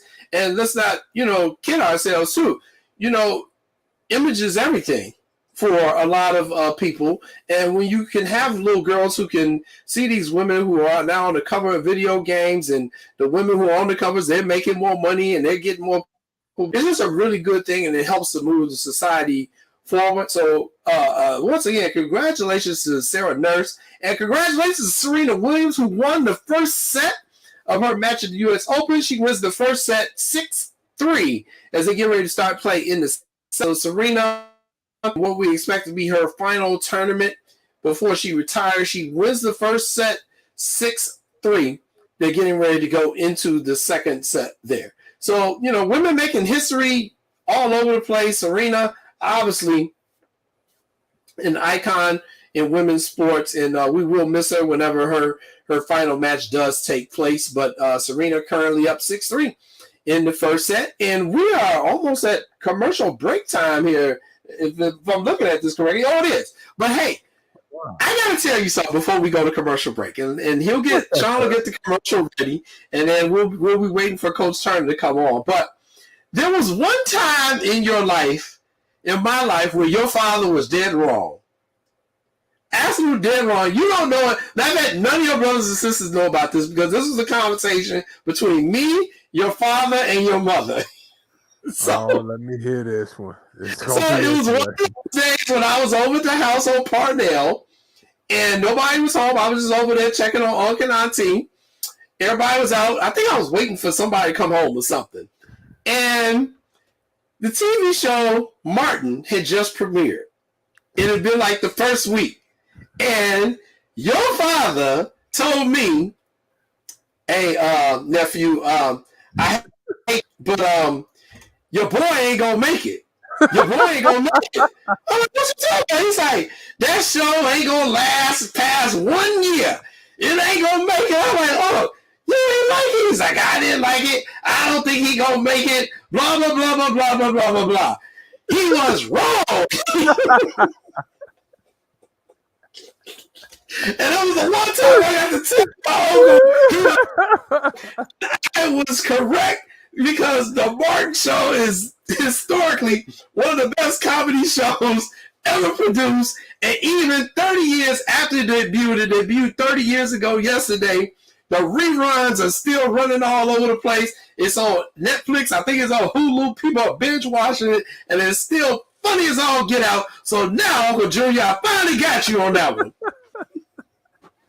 The residuals Martin is making, unbelievable. Jay, I didn't know Pops didn't like the show. I thought the show was great from the start. Did you think it was going to be a hit? Yes. I'm like, oh, this is a hit. I'm like, this is going to be real good. Yo, it was like after the first episode. I was there now, and he was like, he ain't going to make it. I'm like, what? So what made you think it was going to make it, cuz? Because he was a great stand-up comedian. He was a great stand-up comedian, and we saw Tachina Arnold was in there. I thought the cast was good with Tisha Campbell. Back then in the 90s, they were hot. I was like, they got too much talent for this show to fail. I'm like, they gonna be all right even if you ain't like the first episode. Give them like 5 or 6 episodes first. No, he ain't gonna make it. I can already tell they ain't gonna make it. He ain't gonna make it last year. I was like, wow. He probably made that look. Coley Cole was my man on the show. Coley Cole. See, I like Tommy. He never had no job. Tommy was smooth, OJ. Tommy, BDB, bruh man from the 5th floor. Hey, Jay, you remember that time he came out there eating that sandwich? Hey, Mars. Hey, man, that was a hit, Jay. I used to run home to watch that show at night. Yeah. Right? I mean, that was must-see TV, and some of the fashions that they wore, they was trendsetters in fashion too, Jay. Like, I thought Martin was hilarious. I thought the show was well written. It was always funny. And Tommy was a great person, man. He was. R.I.P. Tommy Ford. R.I.P. All right, we're going to take a commercial break, and then we are coming back with Coach Turner in just a few minutes. And great point, Sean. It was also the time for the rise of the African-American sitcom with Living Single, Rock. I mean, you can name it. You're right. And Fox had a big part in that. But definitely the 90s sitcoms, the black sitcoms, man, it was booming back then. It was booming. So we're going to take a commercial break, and then Lance and I are coming right back. You're watching What's Up, Gus?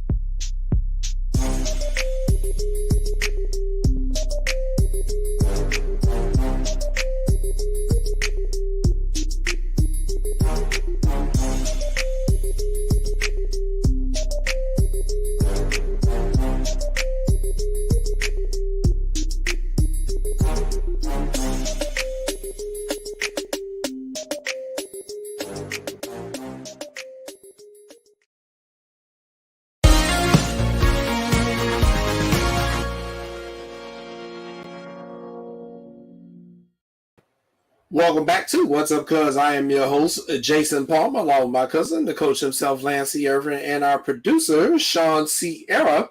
And before we get back to talking some sports topics, we have a couple of people who passed away recently.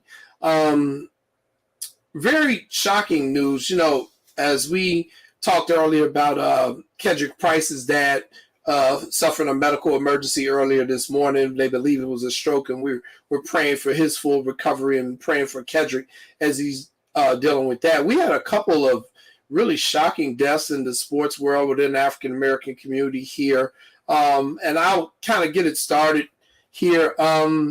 Christian Staple, who was a volleyball coach, he was a former assistant at McKendree College, passed away back in July at 31, and the cause of death was a stroke.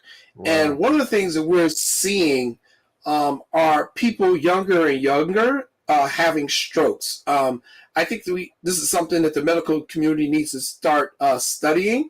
It seems as though it's really happening amongst Black men. I personally know a number of people who have suffered strokes in their 30s and 40s, young men. And I'm sure a lot of this has to do with diet and lifestyle and some of the other stuff. But I also think, being able to handle the stress and the pressures that come with the world, sometimes can get the best of some people. But Christian Staple passed away. So our condolences to his family. And then just a few days ago on Saturday, 47-year-old Jason Jenkins, who is was a senior vice president for the Miami Dolphins. He was in charge of their communications and I want to say media relations. He passed away at the age of 47. The cause of death not yet known for Mr. Jenkins, but he passed away. He leaves behind his beautiful wife and children at the age of 47, man. And, it's really tough, Lance, when we see these brothers and sisters who are passing away so young in their lives with so much life we hope to live. But just kind of your thoughts being in this sports industry, the stress on coaches, the stress on who may not even Brother Jenkins worked in the front office for the Miami Dolphins. Just kind of your thoughts on how you manage stress and how people, these coaches are managing the stress that comes with it. You know what, Jay? I used to say coaching wasn't stressful. It's not so much the coaching, Jay. It's the other stuff off the field when you're dealing with all the day-to-day activities and the day-to-day issue that you're going through. Sure. Right? Everyone wants to win. And believe it or not, it is pressure to win. Like these days, we used to laugh, say you hired to get fired. But with that being said, I always try to find a way to relax, Jay. And I was the one when I first got into coaching, Jay. I remember I never wanted to take a break. I never wanted to take a break. Then my father hit me with, "Nah, you're gonna take a break." And he was like, if something happens to you, it'll be somebody sitting in your chair 5 seconds after you long gone. So I started going on breaks. I started, Jay, I exercise a lot. When I exercise, it makes me think. So just doing that, and Paul and I, we'd travel to water parks and going to different cities, different states, and different countries. Not as bad as you and Sharice. My goodness, y'all go everywhere. But we gonna find a way to take a break. So just okay. And condolences to the families, Jay. We praying for them. Yeah, condolences to those families. All right, you ready to talk some high school football? Because our guest is here in typical coach season mode. He's in the car driving, probably just leaving practice because that's what all coaches do. But you go ahead and introduce this guy and give us a little bit about his background. Hey, I'm happy Coach was able to make it on. He's not only a good person, Jay. I really started talking to him last year. He's a great coach and a good person. And, we always like bringing champs on the show. It's Coach Sicky Turner from Kentwood High School. He played football at Eastern Illinois University. They won the Chicago Public League Championship last year, the first time in school history. And I'm looking for bright things from Coach. I tell you what, Coach Turner got a great staff, Jay, and Coach Turner got some players. Even though we had a little small setback this weekend, but the guys played hard. And Coach is happy. Coach is on the show. He's just leaving practice. So I was like, please jump on for a minute or two. I didn't know he was driving, though. So let's bring on Coach Q Turner, Jay. What's up, guys? How y'all doing? Man, what's up, Coach, man? You don't have to drive and get us. You could call in. I want you making it home safely. I'm happy you got on, Coach T, man. We appreciate it, Coach Q, like we call him in Kenwood. Appreciate y'all having me on, man. Hey, man, that's a nice shirt you wearing. The Wood, Coach. Talk. hey, Coach, now, the Wood, I like that. That brings back flashback when my coach used to paddle me, so I might not wear that shirt. Not on the F, baby. but, Coach, thanks for being on, man. Talk to us about what it meant to win city last year for Kenwood High School. You guys had a great year, too. Man, that meant a lot for the community. And for me, that was a huge stepping stone for me in my coaching career. It was my first time winning the city championship as a coach. As a player, a former, Simeon Wolverine, I got 2 of these rings already as a player. So, I mean, it meant a lot. I mean, it was more significant that I beat my alma mater for the city championship. So it meant a lot to us and a program. You know what, Coach? Going into this year, were the guys excited coming off winning the championship? Did they have extra pressure? Do they have extra pressure on them to perform this year? Or is the expectation like this is what we do now? This is you know what? For me and the coaching staff, I think it's more added pressure on us than it is on the kids. The kids feel like they the king of the hill now amongst their peers. So them getting to come back, to the drawing board and going against the same guys that they just played against last year, they come in with a lot of confidence. I mean, the bar expectation is high, but me amongst my peers, me being a younger coach and some of these older guys, trying to, see if I could do it twice. Anybody can do it one time. And so it's the added pressure. But I put myself in a position where I'm comfortable being uncomfortable. So, I mean, I'm looking forward to everything that this season got coming forth. So now we opened up the season with Glenbard North the other day, right? Which I thought was a tough draw. What was the mindset behind opening up with the team from the suburb in the city versus suburban challenge? What's your thoughts? And we played well too. We didn't get it, but what was your thoughts opening up against them?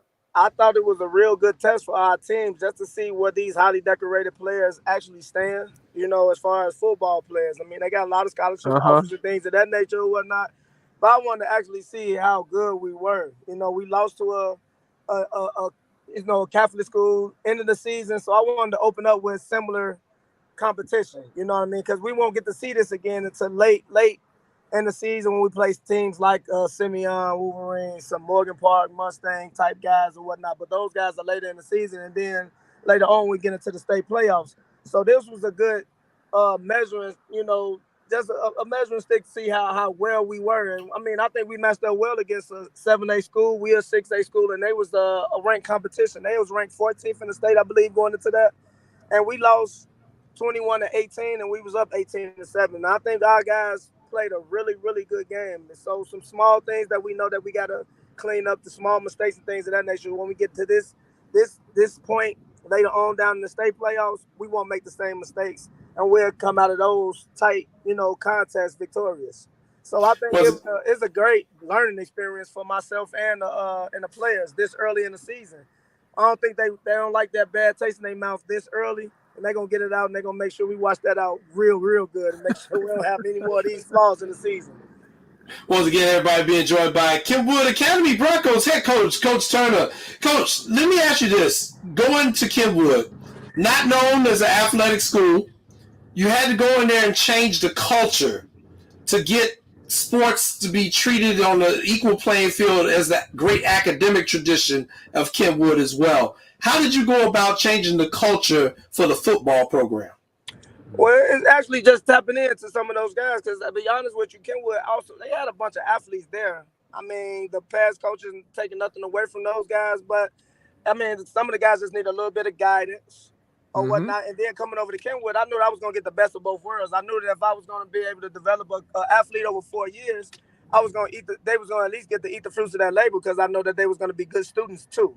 With Kenwood being a level 1 a level 1 school, highest rating you can be rated in Illinois academically or whatnot. We're right along with the Whitney Youngs and those type of schools or whatnot. And I have the neighborhood-based enrollment, the selective enrollment-based lane of enrollment or whatnot. It just gives you a bunch of different well-rounded kids, that you get to develop and that you actually that can take opportunities and scholarships when that moment arises or whatnot. So it was a good environment to go in to start something. If you want to build something at a school where it's not like you just going everything. You got so much administrative support. You got the counseling department. My principal was phenomenal or whatnot. So all the support systems that's in place was another reason why, was an easy transition for me leaving from Westinghouse to Kenwood, because it was like the best of both worlds. Westinghouse is strictly selective enrollment or whatnot. So me as a coach, I was going to plateau as a coach with the talent pool that I was able to tap into as far as kids getting into the school or whatnot. Mm-hmm. So, I mean, just coming over and, making myself prevalent around the city, getting involved in Travel 7-on-7, just putting my face out there with the youth and being a product of the CPS or whatnot. A lot of the kids look up to me and understand that I'm an example of what they want to be. I mean, I graduated from Simeon. I earned a full scholarship and went to Eastern Illinois, and I graduated my degree in kinesiology. Now I'm back giving back to my own. So, I mean, this is a great opportunity for me to go out there and, get a bunch of guys under my tutelage and provide opportunities for them. I mean, I get to use my life experiences and things of that nature and, give it to the kids so they can learn from the mistakes that people made in our past.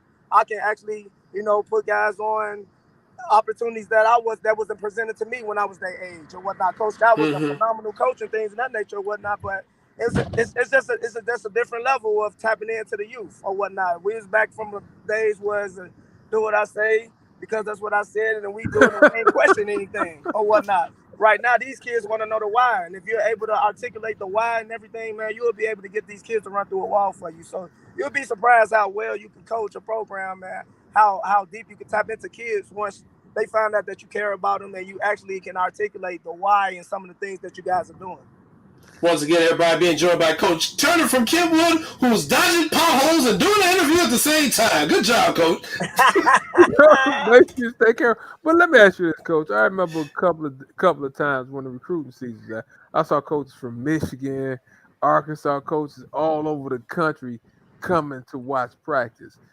Is that a good selling point when you talking to kids about when you coming to Kenwood? Now, because it was almost like a who's who. I thought I was dealing with Nick Irvin over at Morgan Park. I said, Coach, the season they bringing something. Everybody here, talk to us about how that helps your program. That helps the program tremendously with just getting, it inspires kids to want to come to play in your program, understanding that they do have opportunities after they play their 4 years of football on the high school level.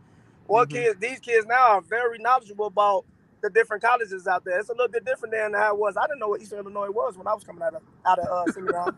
I didn't know that there was Division I school, and I didn't know it was a Division I opportunity for me.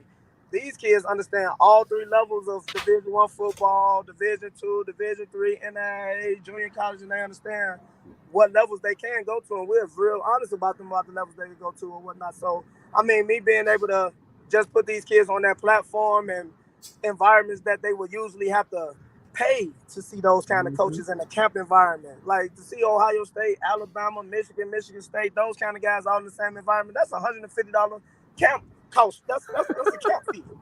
They get to come see that for free in their own backyard during the spring evaluation period. If you got the right coach and you got the right program and you got the right players, because they ain't coming to see me, they coming to see the guys. Those guys perform. We put them in position or whatnot.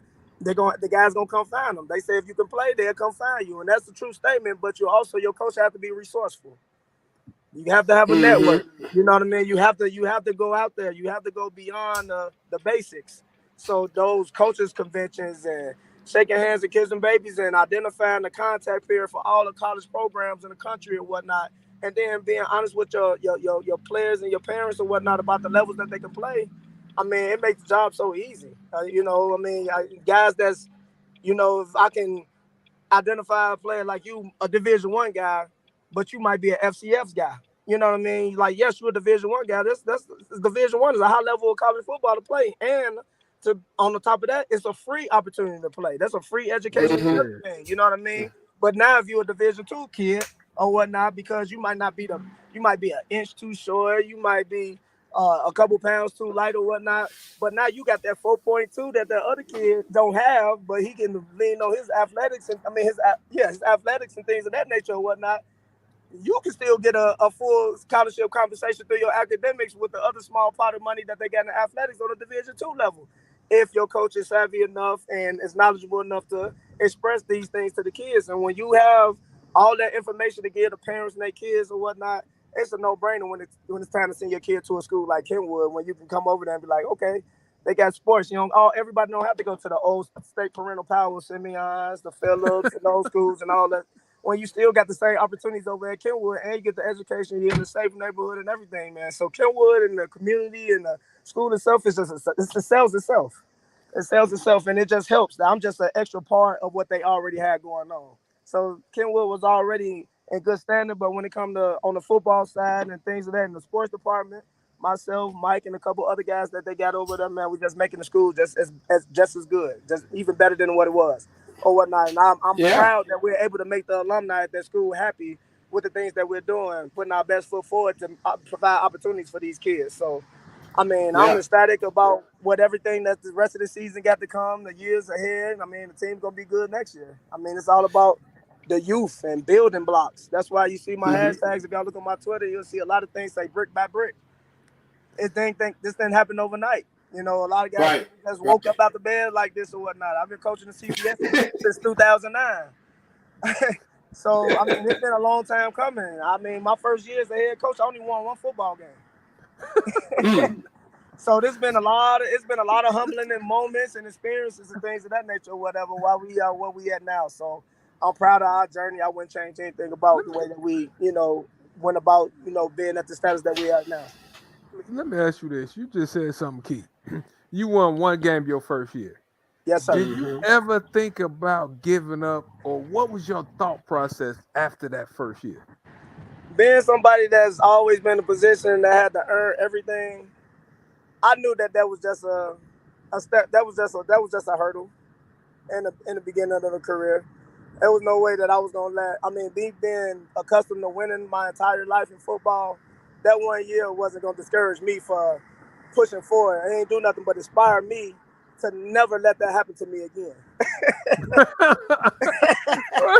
See, I got to talk to you about some of the players that you have at Kenwood, right? Talk to us about some of your players you expecting to have a good year too, Coach. Well, I know them, but I want you to talk about some of them. I can start with one of my favorite kids in the program, man. Very smart kid. He holds a 4.2 GPA. He's committed to the University of Iowa. He had a ton of different scholarship opportunities to take advantage of, but he committed to University of Iowa, Self Wallace Field Park, and KF did a great job recruiting the kid or whatever. And Khalil Tate, he's a strong safety for us. He's going to be a big-time Big Ten, all Big Ten guy later on down the line. He might be a potential pro. But what I do know for sure is that he's going to get his degree, he's going to get his high school diploma, he's going to get a degree, and it's all going to be free. It's all going to be free. That's the biggest thing with that kid. And then you got Logan Lester, another highly decorated wide receiver that we got. He's committed to Western Michigan University. 6'2" wide receiver, about 200 pounds, stretches the field, big catch radius, man. He does a lot of good things for us offensively. You got Kavion Thunderbird. Super physical presence in the inside middle linebacker. Me and his dad played high school ball together too. And his dad was a phenomenal athlete. Kevin Thunderbird. He was a baseball player and a football player at Simeon or whatnot. He got two brothers who is now our starting quarterback, Kavari Thunderbird, because our 6'5" quarterback just sustained it's not a season-ending injury or not, but it's about 6 weeks. It's long enough. Yeah. But the left-handed quarterback step up to the plate. He a big-time pitcher. He got scholarship offers at baseball and everything or whatnot. So we're not skipping a beat with the kid that we got in there at that at the quarterback position. That's another highly decorated guy, Keywan Davis, 6'2", 6'3" corner that we got. He's committed to Western Michigan University. Also, so Logan and Keywan will be teammates at Western Michigan. CJ, that's when you know you loaded, because you could keep naming play after play after play. So that's when you know you building the stuff brick by brick. See, because some people come on here naming one player. Coach just rattled off about 10 players. That's why the future bright over there at Kenwood. I'm telling you. Well, I think, also talking about building brick by brick too. Talk a little bit about the facilities, especially in CPS, how they've gotten better since you played at Simeon and what you're working with over there at Kenwood now, because you got your own field turf to work on. Yes, we do. And that was a game changer for us. And it was a selling point for the school too. So when it came to Coach Turner coming over to Kenwood Academy, I had to compete against Dante Colbreth over at Simeon and Chris James over at Morgan Park and, a couple other notable coaches at some other schools or whatnot. That field was a big time, selling point for me coming over to the school. We got a brand new practice field. It's right here in the safe neighborhood of Hyde Park. We got a lot of violence or crime things of that nature going on in that neighborhood or whatnot, man. The facilities I can only really speak right now for Kenwood because I haven't been through all the schools in CPS or whatnot. But the weight room that I had to live in at Simeon totally different than the weight room that they have now and the weight room that we have over at Kenwood or whatnot. It's not super big, but we are able to manage with what we have. We improvise. It's not like we got all the bells and whistles or whatnot, but we don't got garbage. Right. We got things that we got everything that we need to be successful. It'll be great to have the state-of-the-art weight room and this and that or whatnot, but you still have to have the space to build those type of things or whatnot, and we gotta also understand that it's all about school first too or whatnot. So they are spending those dollars or whatnot. They're gonna invest into the academic portion of these CPS schools or whatnot, because it's bigger. Everybody's not going to be an athlete, so they ain't going to pour everything into the sports department. As long as we have the teams, the uniforms, it's a field with 100 yards and it's a ball that we can play with, we're going to be okay. You know what I mean? We're going to be all right. It's the other guys that, look into all of the pretty stuff, all the cosmetic things or whatnot, and they get so caught up into that and not in the development of their kids or whatnot, and then you find yourself behind the 8 ball. So we just did it in divine order. It ain't nothing wrong with push-ups and sit-ups and things of that nature until your principal is able to afford a weight room for you and get you a bench press machine and things of that nature or whatnot. But you can't settle for just not doing anything and then expect for the kids to want to play for you, and you want to expect for the kids to be developed on a certain level, you know what I'm saying? So you can compete against certain teams like the East St. Louis, the Glenbard Norths, the Mark Carmels, the St. Rita's. You're gonna have to put in the work. You know what I mean? And if you don't have it and you in the facility, you got to improvise, and that's what we've done. We went to the point where it was the pandemic and all the schools facilities were shut down. I made my driveway. I got a corner house, and my whole garage driveway was the weight room for the guys. We're gonna make it happen. You know what I mean? We're gonna make it happen. We want to win. The guys are intentional about, being successful in their futures or whatnot and getting to, using football to create their avenue to a free education. So, I'm here as just a extension of what our administration is already doing at the school. I think Kenwood is one of the schools that give out the most academic. They got the kids with the most money that they can, gain for academic scholarships. You know what I mean? They raise so much money. These kids got so much money in scholarships academically. It's crazy. I'm competing just with Miss Calloway trying to get football scholarships. I got you. That's probably why she keep me around. She loves her babies, and we make sure that they get paid. There you go. Well, Coach, we really appreciate your commitment to coming in. We know it's in the middle of the football season, and you just got finished with your first week, but we appreciate you taking some time to come on and talk to us, and we wish you and everyone over there at Kenwood best of luck throughout the remainder of the season, all right?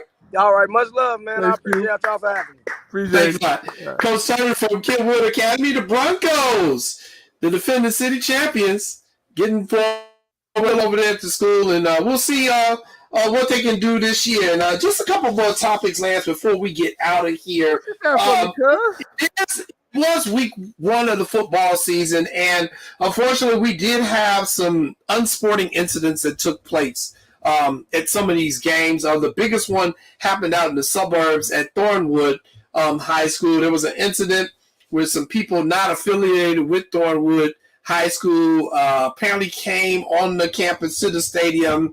There was a threat of guns being pulled. There was a teacher that was knocked unconscious.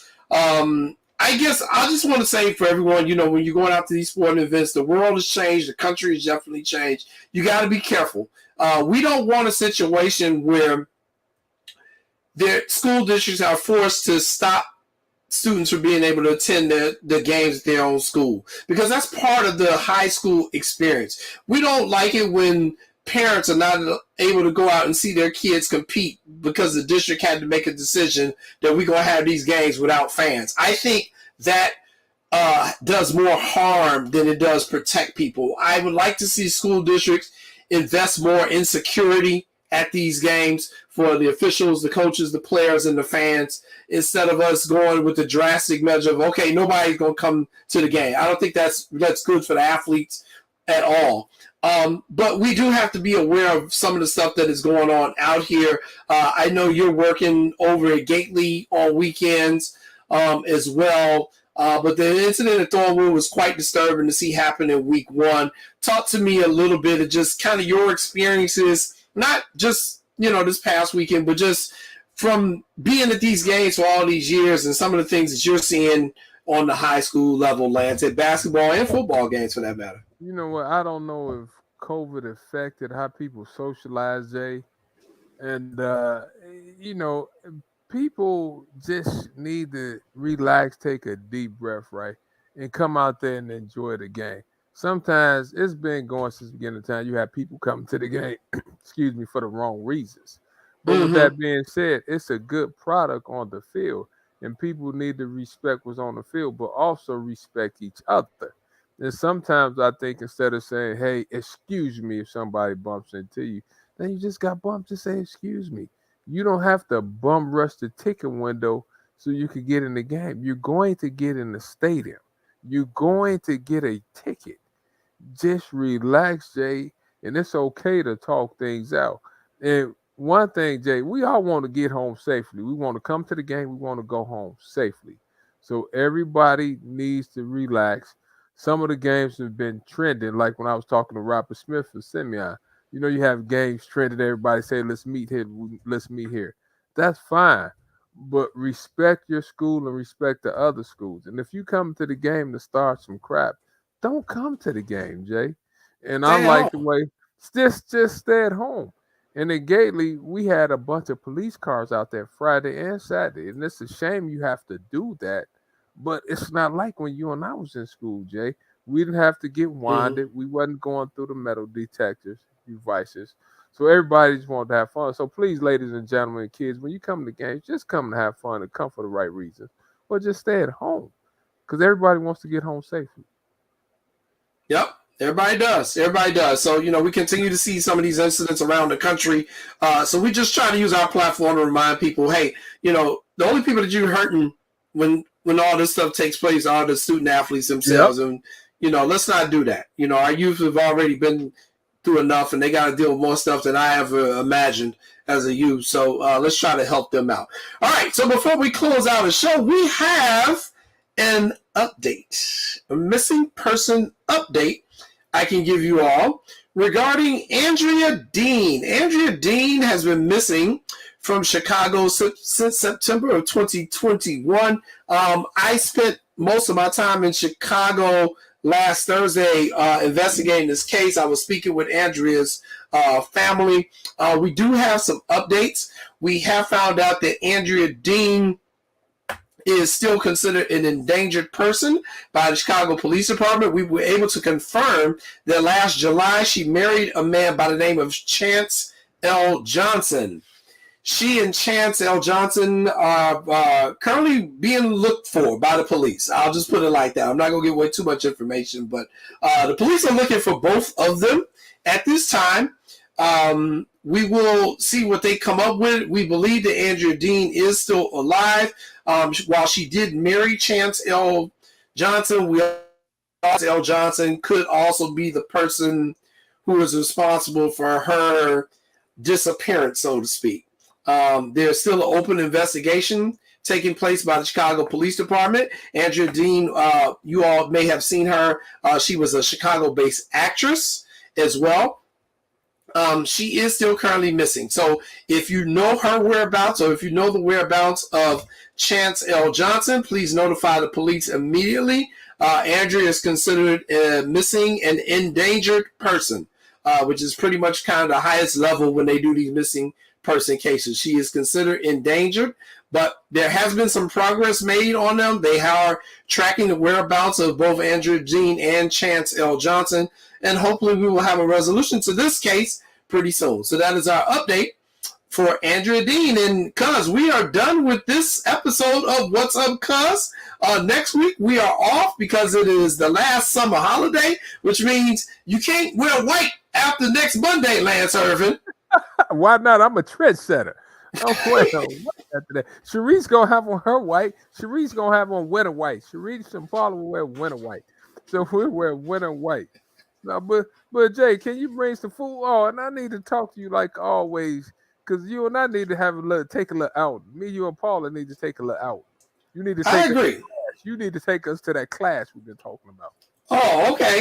Yeah, I can take that. We can do that. Maybe we'll do it over Labor Day holiday. We got stuff to do now. All right. Perfect. All right, everybody. Thank you so much for tuning in. For my cousin Lance Irvin, for the Superback Show, Sierra. Serena is leading in the second set 4-3, and she's up 15 love in game, trying to win the fifth game. So she's getting closer. For everyone involved with What's Up, Cubs and Sports and Palmer, we will see you in 2 weeks with more guests. Take care. Peace.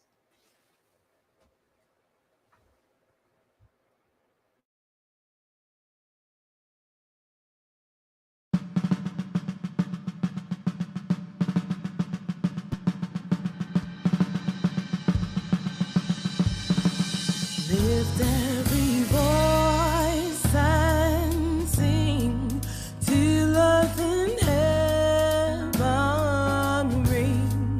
ring with the harmonies of liberty. Let our rejoicing rise